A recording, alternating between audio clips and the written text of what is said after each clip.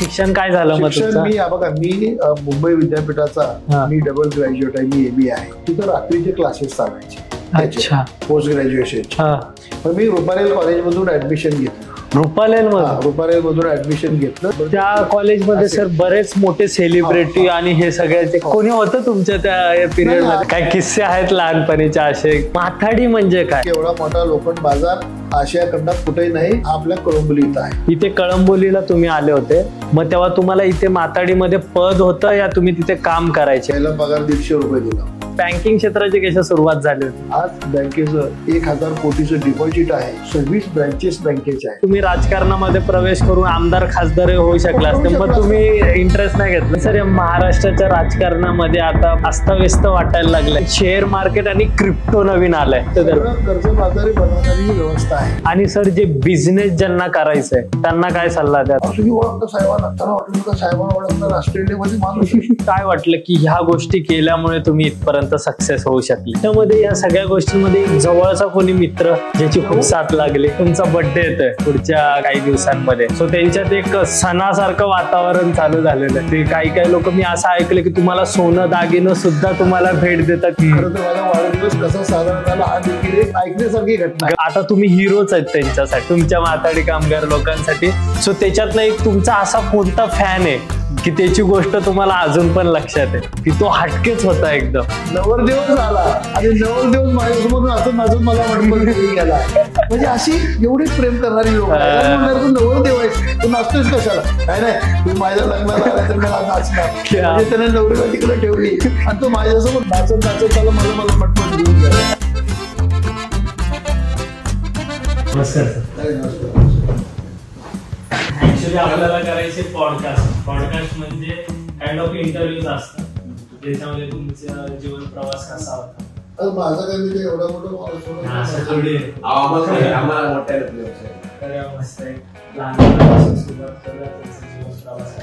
कसं होतं त्याचं, म्हणजे माझा मी जे स्वतःला त्याच्याबद्दल हे करतो, लोकांना बघ वाटतं एवढं आपलं काहीतरी स्वतःची प्रसिद्धी करायसाठी हे करतो असं आपल्याला काय कोणाची ठीक आहे काम आपण करतो लोकांसाठी, लोकांचं करतो ते सगळं मान्य. त्याच्यामुळे बाबा मी फार लोकांना काहीतरी केलंय आणि म्हणून लोकांच्याकडे प्रसिद्धी करण्यासाठी हे चाललंय. मी प्रसिद्धीपासून नेहमी लांब राहणारा माणूस आहे. मी कुठल्याही शक्यतो कुठेही जाऊन पुढे जाऊन फोटो काढणं, कुठेतरी जाऊन उभं राहणं, हे या भानगडीत मी कधीच पडत नाही. शेवटी फोटो आलो आणि नाही आलो तर मला जे काम करायचं ते करायचं. फोटो हा माझ्या दृष्टीनं महत्वाचा आहे. माझ्या दृष्टीनं मी किती लोकांना मदत केली, किती लोकांसाठी करतोय, खरंच प्रामाणिकपणे करतोय का त्यामुळे करतोय हा माझ्या दृष्टीने. मी माझे सेल्फ असेसमेंट माझी असतो. बरोबर, तुमचं ध्येय क्लिअर आहे तुम्हाला, दुसरं काय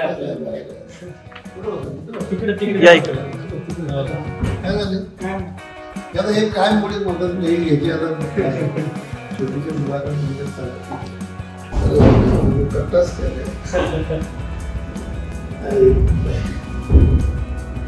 नमस्कार सर. नमस्कार. मी रोहित पाटील. तुम्हाला माहित नसेल पण मी तुम्हाला लहानपणापासून बघतोय, म्हणजे आपलं येताना जाताना बँक वगैरे फोटो वगैरे, सो याच्यावरनं लक्षात येतं खूप मोठी व्यक्ती. आणि वाटलं नव्हतं की तुमच्यासोबत असं 1-to-1 कन्व्हर्सेशन करायला भेटेल, कारण एक माथाडी जो वर्ग आहे त्यांच्यामध्ये तुमचं खूप मोठं नाव आहे. सो आज त्यांच्यामुळेच ही पॉडकास्ट आपल्याला करता आलेली. त्यांचं खूप प्रेम आहे पाहिजे तुमच्यावरती, आणि तुमचा बर्थडेही येतोय आता, त्यामुळे म्हटलं सरांसोबत त्यांचा जीवन प्रवास कसा आहे ते महाराष्ट्रातल्या सगळ्या लोकांना आपण सांगूया, तुमचा संघर्ष कसा होता. सो त्यासाठी आपण ही पॉडकास्ट करतोय. अनोखा विषय नावाची सिरीज आहे, तर त्याच्यासाठी आपण हे करतोय. तर आपल्या या ऑडियन्सला गुलाबरावजी जगताप साहेब कोण आहेत हे, माझं तर जेवढं वय नाही तेवढं तुमचं कारकीर्द आहे. सो मी तुमची इंट्रोडक्शन नाही देऊ शकत, तुम्हीच सांगा आपल्या जनतेसाठी की तुम्ही कोण आहेत. आपण माझ्यासारख्या माथाडी चळवळीत काम करणाऱ्या किंवा सहकार चळवळीमध्ये काम करणाऱ्या कार्यकर्त्याची मुलाखत घ्यावी असं आपल्याला वाटलं, त्याबद्दल मी खरंच आपला आभारी आहे. खरं तर ह्या अशा ह्याच्यापासून मी नेहमी फारसा प्रकाश झोतात मी राहत नाही. मला फक्त काम करायला आवडतं. अच्छा. आणि मी पूर्वीपासून कामच करत आलेलो आहे. मी काय काम करतो हे लोकांना माहित आहे. बरोबर. मला कुणाला तरी कुठंतरी असं करून हे करायला मला फारसं आवडत नाही. तरी पण काही कार्यकर्त्यांचं म्हणा एक आग्रह नेहमी असतो की साहेब काय आपण एवढं काम करतो पण लोकांना कळत नाही. आजही हा प्रोग्राम अशाच त्या उत्स्फूर्ततेतून आलेला आहे. परंतु काय हरकत नाही, आपण माझ्या कामाबद्दलचे सांगितलं की मी माथाडी चळवळीमध्ये लहानपणापासून आपण बघत आलेला आहात. माथाडी चळवळ हा आमचा प्राण आहे आणि ह्या चळवळीनंच आम्हाला मोठं केलं. स्वर्गीय अण्णासाहेब पाटील यांच्याबरोबर काम करण्याची किंवा त्यांच्याबरोबर काम करून ह्या चळवळीत येण्याचं मला भाग्य लाभलं. हे मी माझं खरंच एक फार मोठं मला मिळालेलं ते वरदान आहे असं मी समजतो आणि त्यांच्यामुळंच मी ह्या चळवळीचा एक भाग झालो. मी तसं म्हणाल तर मी एक सातारासारख्या छोट्या गावामध्ये वाढलेला एक शेतकरी कुटुंबातला मुलगा आहे. गावच्या माझ्या परिस्थितीप्रमाणे शेतकरी कुटुंबातली सगळ्यांची परिस्थिती काय असते आपल्याला माहिती आहे. आता थोडीशी खेडी बदललेली आहे. पूर्वीची खेडी ही एकदम 50 वर्षापूर्वी जर आपण बघितलं तर खेडी ही अतिशय म्हणजे खेड्यामध्ये बेसिक सुविधा देखील नव्हत्या. अशा गावामध्ये आम्ही राहिलो. सातारच्या माझं गाव लिंब आहे, सातारा जिल्ह्यातील सातारच्या बाजूलाच आहे आणि त्या गावामध्येच माझं कुटुंब राहतं. शेतकरी माझे आई वडील शेती करायचे. अतिशय छोट्या म्हणजे आमच्याकडे काय फार मोठे आम्ही बागायतदार नाहोत, पण त्या शेतीवरच आमच्या कुटुंबाचा उदरनिर्वाह त्याच्यामध्ये आम्ही करत होतो. घरातला मी मोठा मुलगा आहे. मला माझ्या बहिणी आणि मी असा आमचा 7-8 लोकांचा परिवार होता आणि सुरुवातीपासूनच शाळेमध्ये मी तसं म्हणजे शाळेमध्ये मी चांगल्या पद्धतीनं अभ्यास करणारा एक विद्यार्थी म्हणूनच मी होतो. अकाउंट वगैरे मध्ये लहानपणापासूनच इंटरेस्ट होता किंवा या सामाजिक ह्याच्यामध्ये शाळेमध्ये देखील आमच्याकडे तिकडे त्यावेळेला स्पर्धा असायच्या. मग आम्ही त्याच्यामध्ये मॉनिटर असायचो किंवा त्याच्यामध्ये सर आम्हाला किंवा आमचे शिक्षक, त्याला गुरुजी आम्ही म्हणायचो पूर्वी, ते आम्हाला त्याच्यामध्ये पुढे घ्यायचे आणि तुम्ही हे सगळं अरेंज करा, तुम्ही तिथं भाषण करा, तिथं लोकांना बरोबर सगळ्या विद्यार्थ्यांना एकत्रित आणा.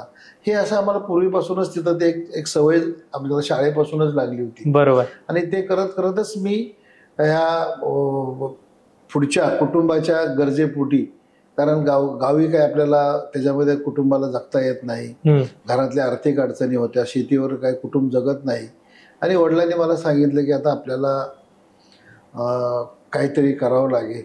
त्याच्यावर पुढची बहिणीची लग्न होती वगैरे, ती जबाबदारी माझ्यावर होती आणि त्याच्यातून बाहेर येण्यासाठी वडिलांनी सांगितलं की आपल्याला आता शिक्षण सोडावं लागेल. हे कुठल्या वयामध्ये? साधारणपणे मी 11वी पास, तेवढे जुनी 11वी होती आणि आम्ही जुनी 11वी पास झालो. नंतर हा 10+2चा पॅटर्न आला. तर त्या पॅटर्न मध्ये माझी पुढे शिकायची इच्छा होती. मला खरं शिक्षकी पेशा जायला खूप आवडलं. पूर्वीपासून म्हणायचो की मला शिक्षक व्हायचंय, कारण माझ्या दृष्टीनं शिक्षक होणं म्हणजे फार मोठं पवित्र, शिक्षण देणं हे फार मोठं पवित्र काम आहे असं मला वाटायचं. मला शिक्षकी पेशाबद्दल खूप आदर आहे पूर्वीपासून. आजही माझे त्यावेळेचे शिक्षक अजूनही माझी आठवण काढतात. मी त्यांना भेटतो, एकमेकाशी आम्ही बोलतो. आता बरेचसे लोक त्याच्यामध्ये गेली. हा एवढा माझा त्यांच्याबद्दलचा आदर आहे. आणि शिक्षकाने माझ्यावर खूप प्रेम केलं, कारण एक चांगला होणार विद्यार्थी, अभ्यास करणारा विद्यार्थी, माझं अक्षर खूप चांगलं होतं, त्यामुळे अक्षराच्या बाबतीमध्ये सर मला नेहमी शाबासकी द्यायचे. आणि कुठल्याही बाबतीमध्ये कुठली गोष्ट नाही हा शब्द माझ्या शब्दकोशात मी कधी ठेवला नाही. कुठलंही काम करायची तयारी, काही काम सांगितलं तरी आपल्याला करायचं. शाळेमध्ये सांगितलं की आता हा सगळा शाळा साफ करा, तर आम्ही लगेच ते साफ करायला सुरुवात करायचो. म्हणजे कुठल्या कामासाठी आम्हाला कधी मस्ती अशी कधी केलीच नाही. हे सगळं आपलं जे लोकांची गरज म्हणून जे आहे ते आपण करत राहायचं, हेच आम्ही काम करत आलो. खोडकरपणा कधी नव्हता केला वगैरे असं काय कधी केलेलं नाही. शाळेमध्ये आपलं जाऊन चांगल्या पद्धतीनं अभ्यास करणं, शिस्तीत काम करणं, हे एवढंच आम्ही केलं. खोडकर वृत्ती तशी माझी पूर्वीपासूनच नव्हती. काय किस्से आहेत लहानपणीचे असे मजेशीर? मस्त नाही, असं ते कसं बघा, बाकी कसं शाळेत असताना कुणाला शाळेत एकमेकाची थट्टा मस्करी हे तेवढं नॉर्मलच. बाकी काय कुठल्या गोष्टीमध्ये आम्ही काय फारसंही करत नव्हतो. परंतु मी शाळेत नेहमी आमच्या मराठी शाळेत होतो नंतर आमचं गावामध्ये रयत शिक्षण संस्थेचं हायस्कूल आहे. खरं तर मी एवढ्या इथपर्यंत मी येऊ शकलो त्याच्या मागं जसं माथाडी चळवळीमध्ये अण्णासाहेब पाटलांचं त्या ठिकाणी आम्हाला फार मोठा आधार आणि त्या चळवळीमुळे आम्ही इथं माथाडी चळवळीत आलो. तसंच अभ्यासाच्या दृष्टीनं म्हणा किंवा एक सामाजिक बांधिलकी म्हणून मला कर्मवीर भाऊराव पाटलांचे विचार किंवा त्यांनी केलेलं काम किंवा त्यांनी केलेल्या ह्या संस्था रयत शिक्षण संस्था मुळेच आम्ही एवढा मी शिकू शकलो किंवा मी अभ्यास करू शकलो किंवा माझी एक वैचारिक बैठक तयार झाली. त्याला कर्मवीर भाऊराव पाटील आणि रयत शिक्षण संस्था ह्याचं फार मोठं योगदान आहे. माझ्या गावामध्ये शाळा होती ती रयत शिक्षण संस्थेची होती. जर असं मी समजतो की माझ्या गावामध्ये हे रयत शिक्षण संस्थेचं हायस्कूल नसतं तर 7वीच्या पुढे मी शिकू शकलो नसतो, कारण वडील मला काही सातारला पाठवू शकले नसते. बरोबर. आणि सातारला जाऊन शिक्षण घेणं हे मला कधीच जमलं नसतं. मग मी काय झालं असतं, मी तिथंच कुठंतरी वडिलांच्या बरोबर शेतीत किंवा एक शेतमजूर म्हणून कुठंतरी काम करत बसलो असतो. कारण कुटुंबाची जी गरज आहे ती कुटुंबाची गरज म्हणून मला कमवणं हा एकच माझ्यासमोर पर्याय होता. बरोबर. पण मी ती करत तेच मला करावं लागलं असतं.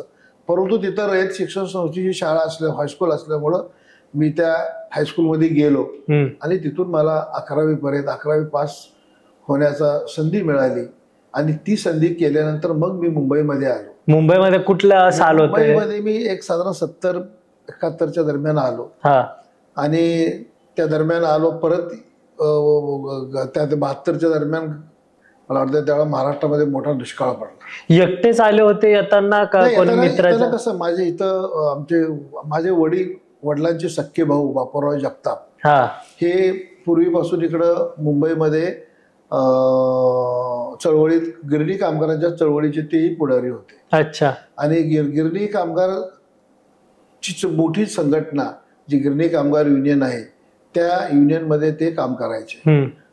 ते पूर्वीपासून कम्युनिस्ट पार्टीचं किंवा ही सगळी चळवळ पूर्वीची मुंबईतली कामगार चळवळ होती ही कम्युनिस्ट लोकांच्या हातात होती. बरोबर. त्यामुळे लाल बावटा, कामगार युनियन, डांगे, ही जी नाम जोशी, ही जी मोठी माणसं आहेत ही ह्या लोकांच्या बरोबर म्हणजे चुलते काम करायचे. इव्हन तो नाना पाटील ह्या स्वातंत्र्य लढ्यामध्ये माझे चुलते होते. वडीलही मुंबईमध्ये होते, परंतु वडील हे बॅक ऑफिस सारखं काम करायचे. मुंबईमध्ये कुठे होते? मुंबईमध्ये गिरणीमध्ये कामाला होते. खाटाव मिल. नाही म्हणजे लोकेशन कुठे?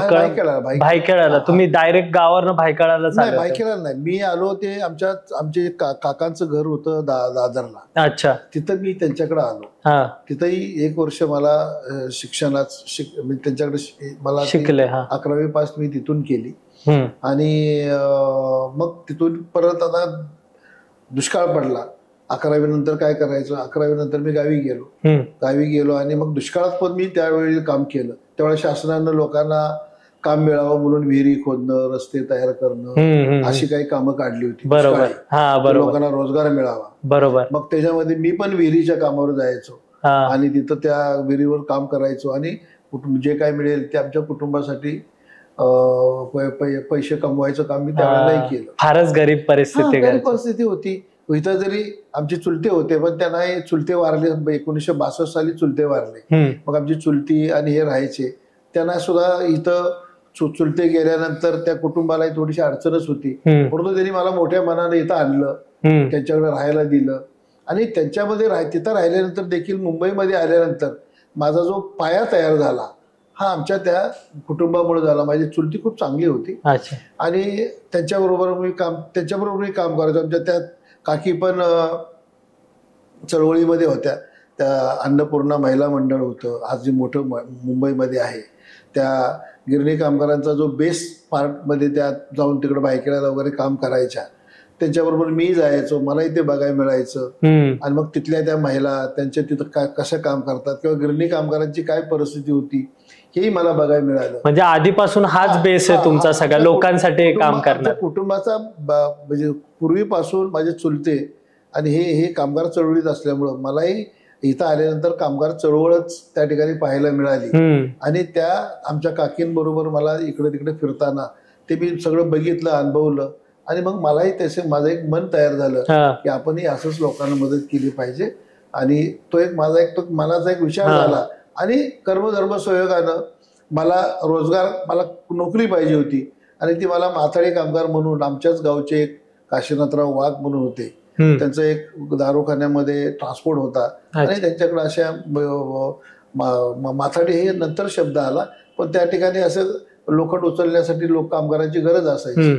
मग मी आमच्या वडिलांनी मला त्यांच्याशी आमच्या गावी आले तर त्यांना बोलले की आमचा असा असा मुलगा आहे, त्याला पण तुमच्याकडे घेऊन. दुष्काळाचं काम करून आल्यानंतर माथाडीचा मग ते केलं. आणि मग वडिलांनी गावी असताना त्यांच्या वाघ साहेबांना विनंती केली की बाबा आमच्या मुलाला असं असं तुमच्याकडे घेऊन जा.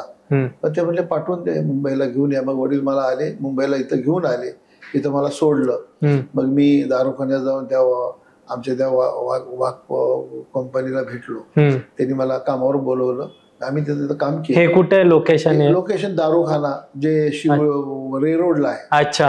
तिथं आम्ही कामाला जायचो. मग मी तिथं त्यांच्याकडे कामाला लागलो सुरुवातीला. अच्छा. मग ते सुरुवातीला त्यांनी मला असं काही लगेच माथाडीचं काम नाही दिलं, पण मग त्या ट्रान्सपोर्टचं ते बघणं, मेहता सारखं काम दिलं, सुपरवायझरी सारखं काम दिलं.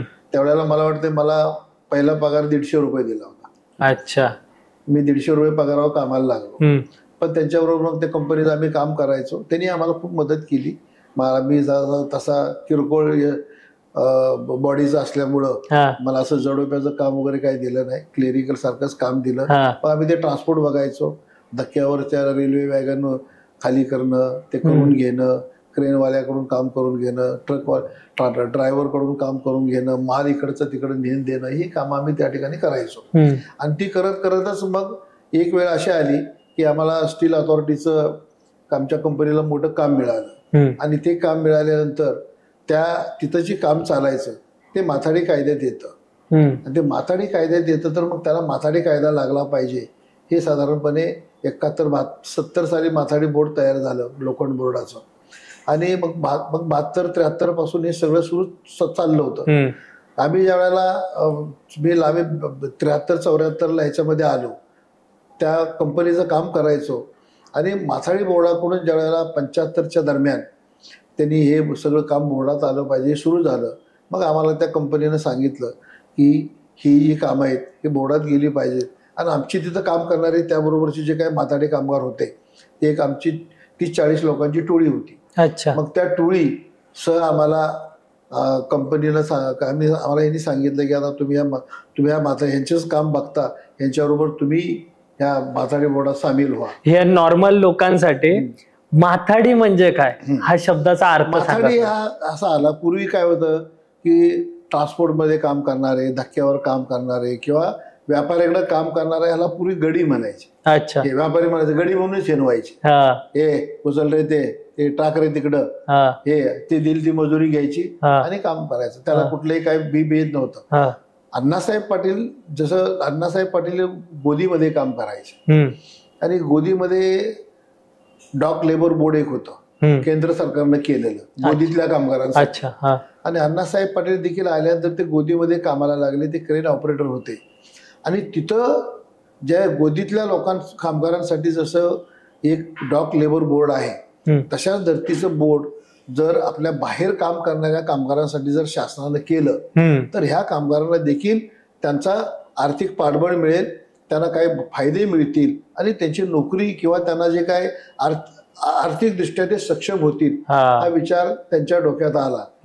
आणि मग त्यांनी त्यावेळेला अण्णासाहेबांनी हे माथाडी बोर्ड बाहेरच्या लोकांना ऑर्गनाईज करायचं काम सुरू केलं. म्हणजे ही चळवळ सुरू कुठं झाली?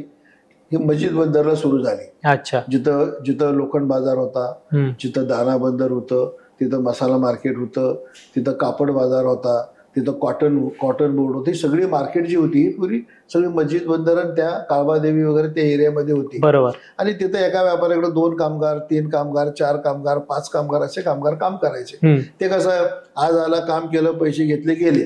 बरोबर. उद्या ज्याला वाटलं की हा काय बरोबर नाही त्याला काढून टाकायचे. कुठली नोकरीची शाश्वती नव्हती. व्यापाऱ्याच्या भरोश्यावर सगळं कामकाज चालायचं. हातमजुरीवर व्यापाऱ्याला जो मदत करेल तो ठेवायचे, जो करत नाही त्याला हे करायचे. ह्या लोकांना अशा 2 कामगार, 5 कामगार, 10 कामगार अशा लोकांना अण्णासाहेबांनी एकत्रित केलं. त्यांची चळवळ उभी केली, संघटना तयार केली आणि त्या संघटनेच्या माध्यमातून हा माथाडी कायद्याची मागणी केली. त्याच्यामध्ये ह्या अण्णासाहेबांना स्वर्गीय यशवंतराव चव्हाण साहेबांनी खूप मदत केली. अच्छा. आणि त्यावेळेचं सरकार जे होतं, म्हणजे सरकार महाराष्ट्रात आलेलं जे महाराष्ट्राचं जे सरकार होतं, ही त्यावेळेला शेतकरी बघा ह्या चळवळीला पण कामगार चळवळीला शासनाचा पाठिंबा होता. बरोबर. त्याचं कारण असं आहे की स्वातंत्र्य चळवळीमध्ये सगळ्यात मोठा अग्रेसर कोण होता? एक शेतकरी होता आणि कामगार होता. बरोबर. गिरणी कामगार त्यावेळेला गिरणी कामगार ह्या स्वातंत्र्य लढ्यामध्ये अनेक संपामध्ये स्वातंत्र्याच्या लढ्यामध्ये गिरणी कामगारांचा सहभाग मोठा होता. माथाडी कामगारांचाही होता, पण तो माथाडी त्यावेळेला होता, तोपर्यंत तो गडीच होता. त्यांना पण ते हे सगळे कामगार जे होते हे स्वातंत्र्य लढ्यामध्ये होते. आणि त्यामुळं मला आठवतंय त्याच्यामध्ये की एक यशवंतराव चव्हाणांचं एक त्यावेळेचं एक भाषण होतं की महाराष्ट्राचा हा मंगल कलश आम्ही आणलेला आहे, परंतु त्याच्यामध्ये जो गरीब आहे, जो देनदुबळा आहे, कष्टकरी आहे, शेतकरी आहे, ह्याच्या बाजूनं हे सरकार असेल. आणि ज्या वेळेला असं होईल की ह्या गरिबांची किंवा ह्या शेतकऱ्यांची कामगारांचं जे तागडं आहे हे समसमान कसं राहील हे आमच्याकडून बघितलं जाईल. पण ज्या वेळेला असं आम्हाला वाटेल की ह्यांचं मालकाचं वजन वाढतंय किंवा भांडवलदारांचं वजन वाढतंय आणि हा गरीब माणूस तागडं कमी जातंय, तेवढा शासन हे त्या गरिबांच्या तागड्यात बसेल आणि त्यांना न्याय देईल आणि दोघांना समान देईल. ही भूमिका त्यावेळेला यशवंतराव चव्हाणांनी मांडली होती. काय विचार. त्यामुळं ह्या माथाडी चळवळीबद्दल देखील यशवंतराव चव्हाण ही ग्रामीण भागातलीच लोक, बरोबर, शेतकरी कुटुंबातलीच होती, चळवळीत मोठी झालेली होती. त्यांनी सगळं हा बराचसा माथाडी कामगार हा पश्चिम महाराष्ट्रातून आलेला आहे. कोण आहे? अल्पभूधारक आहे, जो दुष्काळी भागात काम करणारा आहे, त्याला तिथं त्याचं जगता येत नाही, तो मग इथं येतो, इथं व्यापाऱ्याकडे काम करतो आणि इथं कमवून तिथल्या कुटुंबाला मदत करतो. एक भाऊ इथं असायचा, एक भाऊ गावी शेती करायचा, असं एक ड्युअल आपल्याकडे व्यवस्था होती. बरोबर. त्यामुळं हा माझा ग्रामीण भागातला आलेला माणूस इथं मार्केटमध्ये गाडी ओढतोय, हातगाडी ओढतोय, ट्रकवर हमाली करतोय आणि ह्या कामगारांचं किंवा ह्या लोकांचं जीवन हे चव्हाण साहेबांनाही माहित होतं. आणि अण्णासाहेबांच्या संपर्कामुळं त्यांना हे सगळं आणखी त्यांना सांगितल्यानंतर त्यांनी सांगितलं की या लोकांना मदत करण्याची गरज आहे. बरोबर. आणि अण्णासाहेबांच्या पुढाकारानं अण्णासाहेबांनी उभ्या केलेल्या ह्या चळवळीमुळं त्यावेळेला यशवंतराव चव्हाणांच्या पाठिंब्यामुळं अनेक त्यावेळेला वेगवेगळे कमिट्या तयार झाल्या आणि ह्या कामगाराला कशा पद्धतीने मदत करता येईल. आणि महाराष्ट्र हे पहिलं राज्य आहे देशामध्ये की त्यांनी ह्या मार्केटमध्ये काम करणाऱ्या हमालाला, गड्याला त्या ठिकाणी माथाडी कायदा माथाडी हा शब्द काढून त्याला स्टेटस देऊन हा माथाडी कायदा हा 1969 साली तयार केला. अच्छा. आणि त्या अंतर्गत ही माथाडी बोर्ड तयार झाली. ह्या माथाडी बोर्डमुळं काय झालं, जसा कारखान्यामध्ये काम करणाऱ्या कामगाराला प्रॉव्हिडंट मिळतो, ग्रॅज्युटी मिळतो, रजा मिळतात, इतर सुविधा मिळतात, ह्या सुविधा ह्या कामगारांना कशा पद्धतीने देता येईल ही एक व्यवस्था तिथं शासनानं तयार केली या कायद्यामुळं. आणि मग माथाडी बोर्डामध्ये एकदा तो कामगार रजिस्टर्ड झाला की त्याला कारखान्यातील कामगाराप्रमाणे इतर सर्व फायदे त्याला मिळतात. आजही माथाडी कामगार ज्या वेळेला राजीनामा देतो त्याला प्रॉव्हिडंट फंड मिळतो, त्याला ग्रॅज्युटी मिळते, त्याला रजेचा पगार मिळतो. पूर्वी असं होतं अपघात झाला तर त्याला काही मिळायचं नाही, ते अशीच बॉडी घेऊन जायला लागायचं. आज अपघात झाला तर कॉम्पेन्सेशन प्रमाणे त्याला भरपाई मिळते. हे सगळे फायदे माथाडी कायद्यामुळं आणि अण्णासाहेबांच्या या कायद्यामुळं आणि यशवंतराव चव्हाण दिलेल्या पाठिंब्यामुळे सगळं त्यावेळेला होऊ शकलं. पण याच्यामध्ये योगदान अण्णासाहेब पाटलांचं फार मोठं आहे. कारण त्यावेळी चळवळ उभी करणं खूप गुंडगिरी होती, खूप दादा लोक होते, व्यापारी अशा लोकांना हाताशी धरून ही चळवळ मुळीत काढायचा खूप प्रयत्न करायचे. परंतु अण्णासाहेबांनी तेवढ्याच जोरदारपणानं ही लोकांना उभं करून हे सगळं मावळे उभे केले. ही चळवळ आपल्या भागातली लोक होती ती त्यांच्या पाठीशी उभी राहिली आणि एक मोठी ताकद तयार केली आणि या ताकदीच्या जोरावरच सरकारला हा कायदा तयार करावा लागला आणि त्यांनी केला.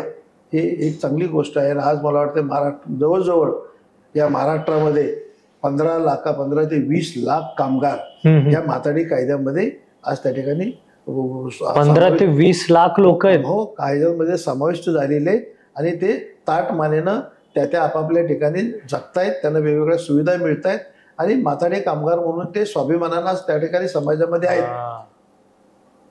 हे श्रेय सगळं अण्णासाहेबांचं आहे. क्या बात आहे. पण शासनानेही त्यावेळेला मदत केली.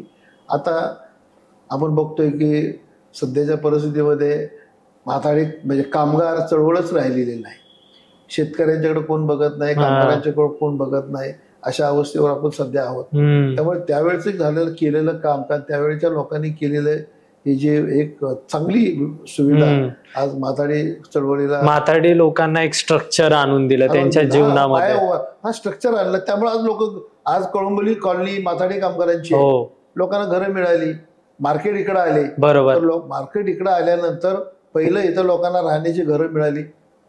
पहिले लोक गोडाऊन मध्ये राहायचे. बरोबर. आम्ही पहिला त्यावेळेला विचार असा आला की एपीएमसी मार्केट वाशीला जाणार, कळंबोली मार्केट इथं हायर लोखंड मार्केट कळंबोलीला जाणार, गोडाऊन मध्ये राहता येणार नाही. मग लोकांना घरं मिळाली पाहिजेत. त्यावेळेला संघटनेकडून मागणी करण्यात आली, लोकांना घरं मिळाली पाहिजेत.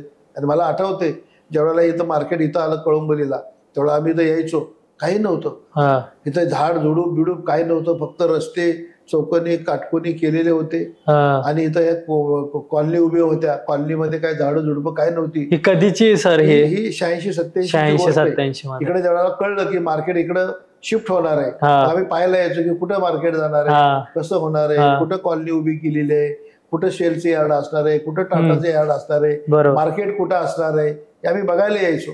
आणि बघायला यायचो त्यावेळेला इथं असं भयानक अवस्था होती. आज जे काय दिसते कळंबोली, ही त्यावेळेला कळंबोली नव्हती.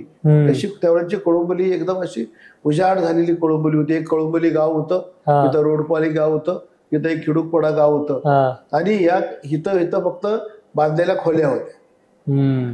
माथाडी हे बाजार इकडे शिफ्ट झाल्यानंतर माथाडी कामगार इथं आले, राहिले, कुटुंबासह राहिले, आणि माथाडी कामगारांना घरं मिळाली, इथं राहायला मिळालं. त्यांचं जसं आर्थिक पाठबळ त्यांना मिळालं कायद्यामुळं, बोर्डामुळं, त्यांचं आर्थिक तसं त्यांना स्टेटस मिळाला. आणि इथं कुटुंबाला एकत्रित राहता आल्यामुळे पुढच्या पिढीला देखील शिकता आलं. तुम्ही खूप जवळून बघितलंय त्या सगळ्या गोष्टी. म्हणजे कळंबोली कॉलनी स्ट्रक्चर होण्यापासून ते माथाडी एक स्ट्रक्चर होण्यापासून सगळं. हे मार्केट कळंबोली इथं आणण्यासाठी किंवा माथाडीचा बाजार इकडे आणण्यासाठी, त्यामध्ये मी युनियनचा कार्यकर्ता म्हणून काम करत होतो. त्यामुळे आम्हाला ही जबाबदारी आमच्या लोकांच्यावरच होती, आणि आम्ही ते अगदी प्रामाणिकपणे पार पाडली. आणि तिथून इथं आलेला कामगार, इथं आलेले जो व्यापारी, ज्या व्यापाऱ्याकडे जो कामगार होता, त्या कामगारांना इथं आणून त्याचं कामकाज देण्यापूर्वीची सगळी भूमिका युनियननं पार पाडली बोर्डाच्या माध्यमातून, आणि त्या संबंधी साक्षीदार आम्ही आहोत. आता आशिया खंडामध्ये कितव्या तरी नंबरला लागतं ना आपलं स्टील मार्केट आशिया खंडातलं 1 नंबरचं मार्केट आहे. एवढं मोठं लोखंड मार्केट, एवढा मोठा लोखंड बाजार आशिया खंडात कुठेही नाही. हा आपल्या कळंबोली इथं आहे. वा. जवळजवळ 2000 प्लॉट इथं आहे. 900 एकरवर ही मार्केट आहे. किती लोक काम करत असतील वर्किंग सध्या या मार्केटमध्ये? तसं म्हणाल ना की माथाडी कामगार आहे, व्यापाऱ्यांची लोक आहेत, क्रेनवाले आहेत, ट्रक ड्रायव्हर आहे. मी तर असं म्हणतो की इथं जवळजवळ 20,000-22,000 25,000 लोक याच्यामध्ये समाविष्ट आहेत, वेगवेगळे घटक. एवढे कुटुंब इथे जगतात. आज ही कळंबोली कॉलनी जी चालली, ही सगळ्या ह्या श्रमकार्यावरच चाललेली. आता ठीक आहे, आता माथाडी कामगारांची मुलं इथं आल्यामुळे फायदा झाला लोकांना. पूर्वी माथाडी कामगार गोडाऊन मध्ये राहायचा, सण आला की गावी जायचा, परत सण करायचा, इथं याचा, कुटुंबाबरोबर त्याला राहता येत नव्हतं.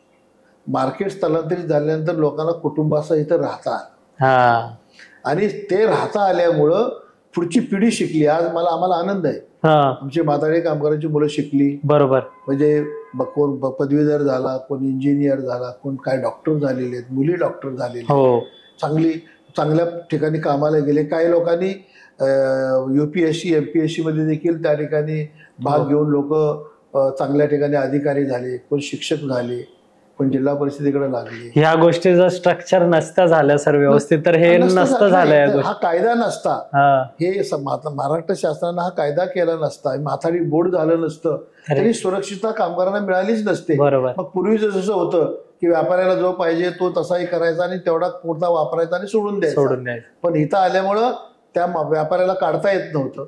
त्या कामगाराचा रोजगार फिक्स झाला आणि बोर्डामुळे संरक्षण मिळालं. कायद्याचा माथाडी कायद्याचा फार मोठा शिवांचा वाटा याच्यामध्ये. इथे कळंबोलीला तुम्ही आले होते, मग तेव्हा तुम्हाला इथे माताडीमध्ये पद होतं या तुम्ही तिथे काम करायचे, कसं होतं? मी ह्या युनियन मध्ये तसा मी पूर्वीपासून कार्यकर्ता म्हणूनच काम करत होतो. आम्हाला अण्णासाहेबांच्या बद्दल खूप आदर होता. अण्णासाहेबांनी जी काही चळवळ उभी केली आणि या चळवळीतून हा कायदा तयार झाला, त्यामुळे अण्णासाहेबांच्याच युनियनमध्ये जायचं असंच मी ठरवलं होतं. तुम्हाला काय पद होतं म्हणजे त्याच्यामध्ये? नाही, ठरवलं होतं आम्ही. आणि माथाडी कामगार म्हणूनच मी अण्णासाहेबांच्या युनियनमध्ये गेलो. मी अण्णासाहेबांना तिथे गेलो, आम्ही भेटलो आणि त्यांना सांगितलं की साहेब असं असं आहे, आम्ही या युनियनमध्ये येणार आहे. ते म्हणले या काय हरकत नाही. मी माझी ओळख पण त्यांना सांगितली. त्यांनाही चांगलं वाटलं की बाबा आमच्या चुलत्यांची आणि अण्णासाहेबांची ओळख होती. अच्छा. त्यामुळे अण्णासाहेबांनी सांगितलं ठीक आहे, हरकत नाही. आणि त्यावेळेला मला असं वाटतंय की एका दुसरी स्टोरी अण्णासाहेबांच्या युनियनमध्ये लोखंड बाजारातली होती. नाहीतर जवळपास आमच्यापासूनच आम्ही त्या युनियनमध्ये सामील झाल्यानंतरच त्या लोखंड बाजारातल्या टोळ्या त्या युनियनमध्ये सामील झाल्या आणि त्याच्यामध्ये माझा खूप त्यामध्ये वाटा आहे. कारण आम्ही माथाडी बोर्डामध्ये रजिस्टर झालो, युनियनमध्ये गेलो आणि मग त्या युनियनचा कार्यकर्ता म्हणून मी ह्या चळवळीमध्ये आलो. अच्छा. लोखंड बोर्डातल्या कामगारांचं काही युनियनचं असेल तर आम्ही जायचो. त्यानंतर ह्या युनियनची संख्या वाढवण्यासाठी मग रोलिंग मिल असतील, कारखाने असतील, या ठिकाणी आम्ही स्वतः जाऊन त्या लोकांना त्या चळवळीमध्ये आणलं आणि युनियनची संख्या कशी वाढेल हे बघितलं. आणि टप्प्याटप्प्यानं असं करत करत करत ह्या युनियनचा एक चांगला सक्रिय कार्यकर्ता म्हणून मला काम करण्याची संधी मिळाली. आणि मग अण्णासाहेबांच्या चांगलं आम्हाला पाठबळ मिळालं, आशीर्वाद मिळाले, चांगलं काम करतो म्हणून मग कार्यकारिणीमध्ये भाषणं करणं, काम समस्या मांडणं, मोर्चामध्ये गेलं तर तिथं बोलणं, हे सगळं आम्ही त्या कामगारांच्या समस्या मांडायचो. आणि मग त्याच्यामुळे आम्हाला पुढे येण्यासाठी अण्णासाहेबांनी संधी दिली. पण मग ह्या सगळ्यांमध्ये तुम्ही जे शिक्षण सांगत होते तुमचं, त्याला स्टॉप लागलेला या शिक्षण पण चालू होतं? नाही, शिक्षण तर माझं चालूच होतं. सगळ्यात पहिला आम्ही पहिला चळवळीमध्ये जो एक मोठा अण्णासाहेबांच्या माध्यमातून जे केलं, हा दारूखान्यामध्ये आमचं माथाडी बोर्ड आलं. कर्नाक बंदरचे कामगार सगळे बोर्डामध्ये आले. आमचे रोलिंग मिल मधले कामगार पण ह्या माथाडी बोर्डामध्ये आले. परंतु दारूखाना एक असा एरिया होता की तिथले कामगार काय बोर्डामध्ये नव्हते. आणि त्यांना काय ऑर्गनाईज कोण करून देत नव्हते. तिथं खूप दादागिरी होती, खूप गुंडगिरी होते, मुकादमाची गुंडगिरी होते, व्यापाऱ्यांची गुंडगिरी होते. त्यामुळे कामगार जर तिकडे कुठे जायला लागला की त्याला कामावरून काढायचे, मारहाण व्हायची, असं वातावरण होतं. मग मी ओरिजिनल मला काम करण्याची संधीच दारूखान्यापासून मिळाल्यामुळं माझा दारूखान्याशी माझा परिचय होता. मग दारूखान्यातल्या कामगारांना आम्ही ऑर्गनाईज करायचा प्रयत्न केला. कामगार येत नव्हते, घाबरायचे, बोर्डाचे फॉर्म भरायचे असतात ते भरत नव्हते. मला आठवतंय त्यावेळेला की रेलरोडचा पूल आहे, त्या रेलरोडच्या पुलावर मी रात्रीचा 10-10 वाजता बसून त्या कामगारांचे फॉर्म भरून घ्यायचो. तरी कामगार फॉर्म भरायचे, कोण माहिती सांगायचे नाहीत, घाबरायचे, युनियनची वर्गणी द्यायचे नाही. त्यावेळेला आम्ही युनियनची वर्गणी खिशातली पण भरायचो, हे कामगार आले पाहिजेत. आणि असं करून त्या दारूखान्यातल्या कामगारांना मी ऑर्गनाईज केलं, त्यांना बोर्डात आणायचा प्रयत्न केला. आणि अण्णासाहेबांनी त्यावेळेला मग त्या अतिशय चांगली साथ दिली. आणि मग त्या 1979 साली आम्ही दारूखान्यामध्ये ह्या कामगारांना आणण्यासाठी एक मोठा लढा उभा केला. आणि 17 दिवस संपूर्ण दारूखान्याला आमच्या युनियनच्या सर्व कार्यकर्त्यांनी वेढा देऊन आम्ही त्या कामगारांच्या सगळी नाकाबंदी केली.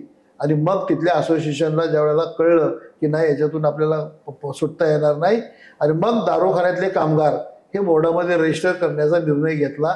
आणि एक मोठा लढा, पहिला यशस्वी लढा आम्ही त्या ठिकाणी तो केला. आणि युनियनच्या पटलावर मला काम करण्याची संधी त्या ठिकाणी मिळाली. परंतु हे करत असताना देखील मी मुंबईमध्ये माझं शिक्षण हा मला फार माझा आवडता विषय होता. शिकायचा हा माझा होता.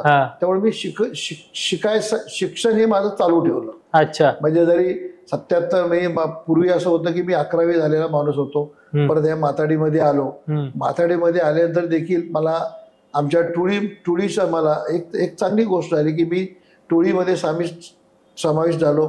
थोडे दिवस काम केलं, परंतु आमच्या टोळीतले कामगार खूप चांगले होते. ते आपल्यातला चांगला हे आहे, सगळं मदत लिहितो वाचतो हुशार आहे. हा तर ते मला म्हणायचे की मला मास्तर म्हणायचे. परत मास्तरचा मी साहेब झालो. अच्छा. परंतु मला म्हणायचे तुम्ही काय काम करू नका, तुम्ही बाकीचं काय असेल ते बघा, आणि युनियनचा कार्यकर्ता म्हणून काम करता ते करा, ही मला लोकांनी मदत केली त्या दिवसापासून. शारीरिक काम नका करू, बौद्धिक काम करा, काय लागेल तिथं हे करा. मग आपली बिलं बनवा, व्हाउचर बनवा, पगार काढा, आणखी कुठं काय लागलं युनियन मध्ये जाऊन हे करायला, ही कामं करायची मला संधी मिळाली.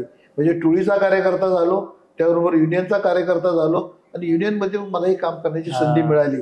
त्याबरोबर मी माझं शिक्षणही चालू ठेवलं. शिक्षण काय झालं? शिक्षण मी बघा, मी मुंबई विद्यापीठाचा मी डबल ग्रॅज्युएट आहे, मी MA आहे. अरे वा, जुने ते पण. MA आहे. आणि मला मला खरं तर एक अशी मी असं वाचण्यात आलं होतं की शिक्षण हे वाघिणीचं दूध आहे. त्यामुळं वाघिणीचं दूध आहे म्हणजे शिक्षण हे फार महत्वाचं आहे. त्यामुळे आपण शिक्षण घेतलं पाहिजे, हे माझ्या डोक्यात होतं. वडिलांची माझी इच्छा मला शिकवायची होती, आईची तर होतीच, परंतु घरच्या परिस्थितीमुळं मला इकडे यावं लागलं आणि मी ही नोकरी पत्करली. परंतु मी माझा तो काही छंद सोडला नाही. मी माझं शिक्षण घेत राहिलो. काही वर्ष मी चुलतींच्याकडे राहिलो. मग तिथं ते अडचण व्हायला लागली. मग मी पेईंग गेस्ट म्हणून दादरला राहिलो. अच्छा. आणि तिथून मी त्यावेळेला असं झालं की असं ट्रान्झिस्ट होतं की पहिलं वर्ष आम्ही त्यावेळेला पहिली डिग्री कशी असायची, पहिलं PD होती, परत मग FY SY असायचं, TY असायचं, असं एक स्ट्रक्चर होता 10+2 येण्यापूर्वी. आता नंतर कसं 10+2 म्हणजे 12वीचं स्ट्रक्चर आलं आणि आम्ही झालो 12वी झालेलो होतो. नंतर मला आम्हाला सांगितलं की आम्हाला तुम्हाला पुढं कॉलेजमध्ये शिकायचं असेल तर तुम्हाला 12वी व्हायला लागेल. अरे का 12वी आता परत व्हायची, तर मग आता काय करायचं? मग त्याला एक पर्याय होता. अच्छा. त्यावेळेला शिवाजी विद्यापीठामध्ये त्यांनी PD पहिलं वर्ष जे होतं प्री डिग्रीचं होतं ते वर्ष त्यांच्याकडे चालू होतं. मग आम्ही काय केलं की अरे आम्हाला कुठून तरी कळलं की एक दादरला एक इन्स्टिट्यूट होती. आम्ही त्यांच्याकडे गेलो तर त्यांनी सांगितलं की अशी व्यवस्था बाहेरून म्हणजे बहिस्त शिक्षण देणाऱ्या काही संस्था होत्या. मग आम्ही एकदा त्यांच्याकडे गेलो आणि त्यांना सांगितलं मला असं शिकायचंय, मी 11वी झालेलो आहे, पण मला आता हे व्हायचंय. तर आम्हाला सांगतात की आता कॉलेज 12वीला ऍडमिशन कसं करायचं. तर त्यांनी सांगितलं की शिवाजी विद्यापीठामध्ये आजही प्री डिग्री अजून चालू आहे. तुम्ही ते शिवाजी विद्यापीठामध्ये जर ऍडमिशन घेणार असाल तर आम्ही तुम्हाला ते घेऊन देऊ. अच्छा. मग मी म्हणलं मला शिकायचंय. मग मी प्री डिग्रीसाठी शिवाजी विद्यापीठामध्ये बहिस्त विद्यार्थी म्हणून मी ऍडमिशन घेतलं. रेग्युलर कॉलेज असायचं तेव्हा? नाही, बाहेरून अभ्यास करा, बहिस्त म्हणून असं त्यांची शिवाजी विद्यापीठाची खासियत आहे की त्यांचं हे बाहेरून शिकणाऱ्याला संधी कशी मिळावी, त्याचा बहिस्त म्हणून त्यांचा एक विभाग होता. अच्छा. मग मी त्या विभागामध्ये आम्ही ऍडमिशन घेतलं. त्यांचं ते सगळं सिलेबस यायचा, त्याचा अभ्यास करायचा आणि परीक्षेला आम्ही तिकडे विद्यापीठात जायचं. हे किती वर्ष केलं? 2 वर्ष. मी पहिलं FY म्हणजे पहिलं P आणि PD आणि फर्स्ट इयर हे मी शिवाजी विद्यापीठामध्ये केलं. ते पास झालो. ते झाल्यानंतर मग मी पुढची जी 2 वर्षे ही पुणे विद्यापीठामध्ये ऍडमिशन घेतलं. आणि शेवटची माझी डिग्री माझी जी BA ची डिग्री आहे ही पुणे विद्यापीठाची आहे. मग 2 वर्ष मी पुण्याला पण तसंच बाहेरून परीक्षा द्यायची व्यवस्था होती. आम्ही विद्यापीठात ऍडमिशन घ्यायचो, त्यांचं सगळं ते मटेरियल यायचं, त्याचा अभ्यास करायचो, परीक्षेला जायचो आणि कर्मधर्म संयोगानं मी ह्या सगळ्या परीक्षेमध्ये पहिल्या ह्याच्यातच अटेम्प्टमध्ये पास होता. क्या बात आहे. आणि मी पुणे विद्यापीठातून मी BA झालो.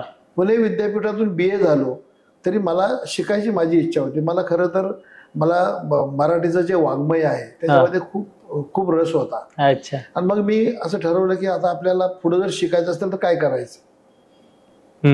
मी परत इथं चौकशी केली मुंबई विद्यापीठामध्ये जाऊन.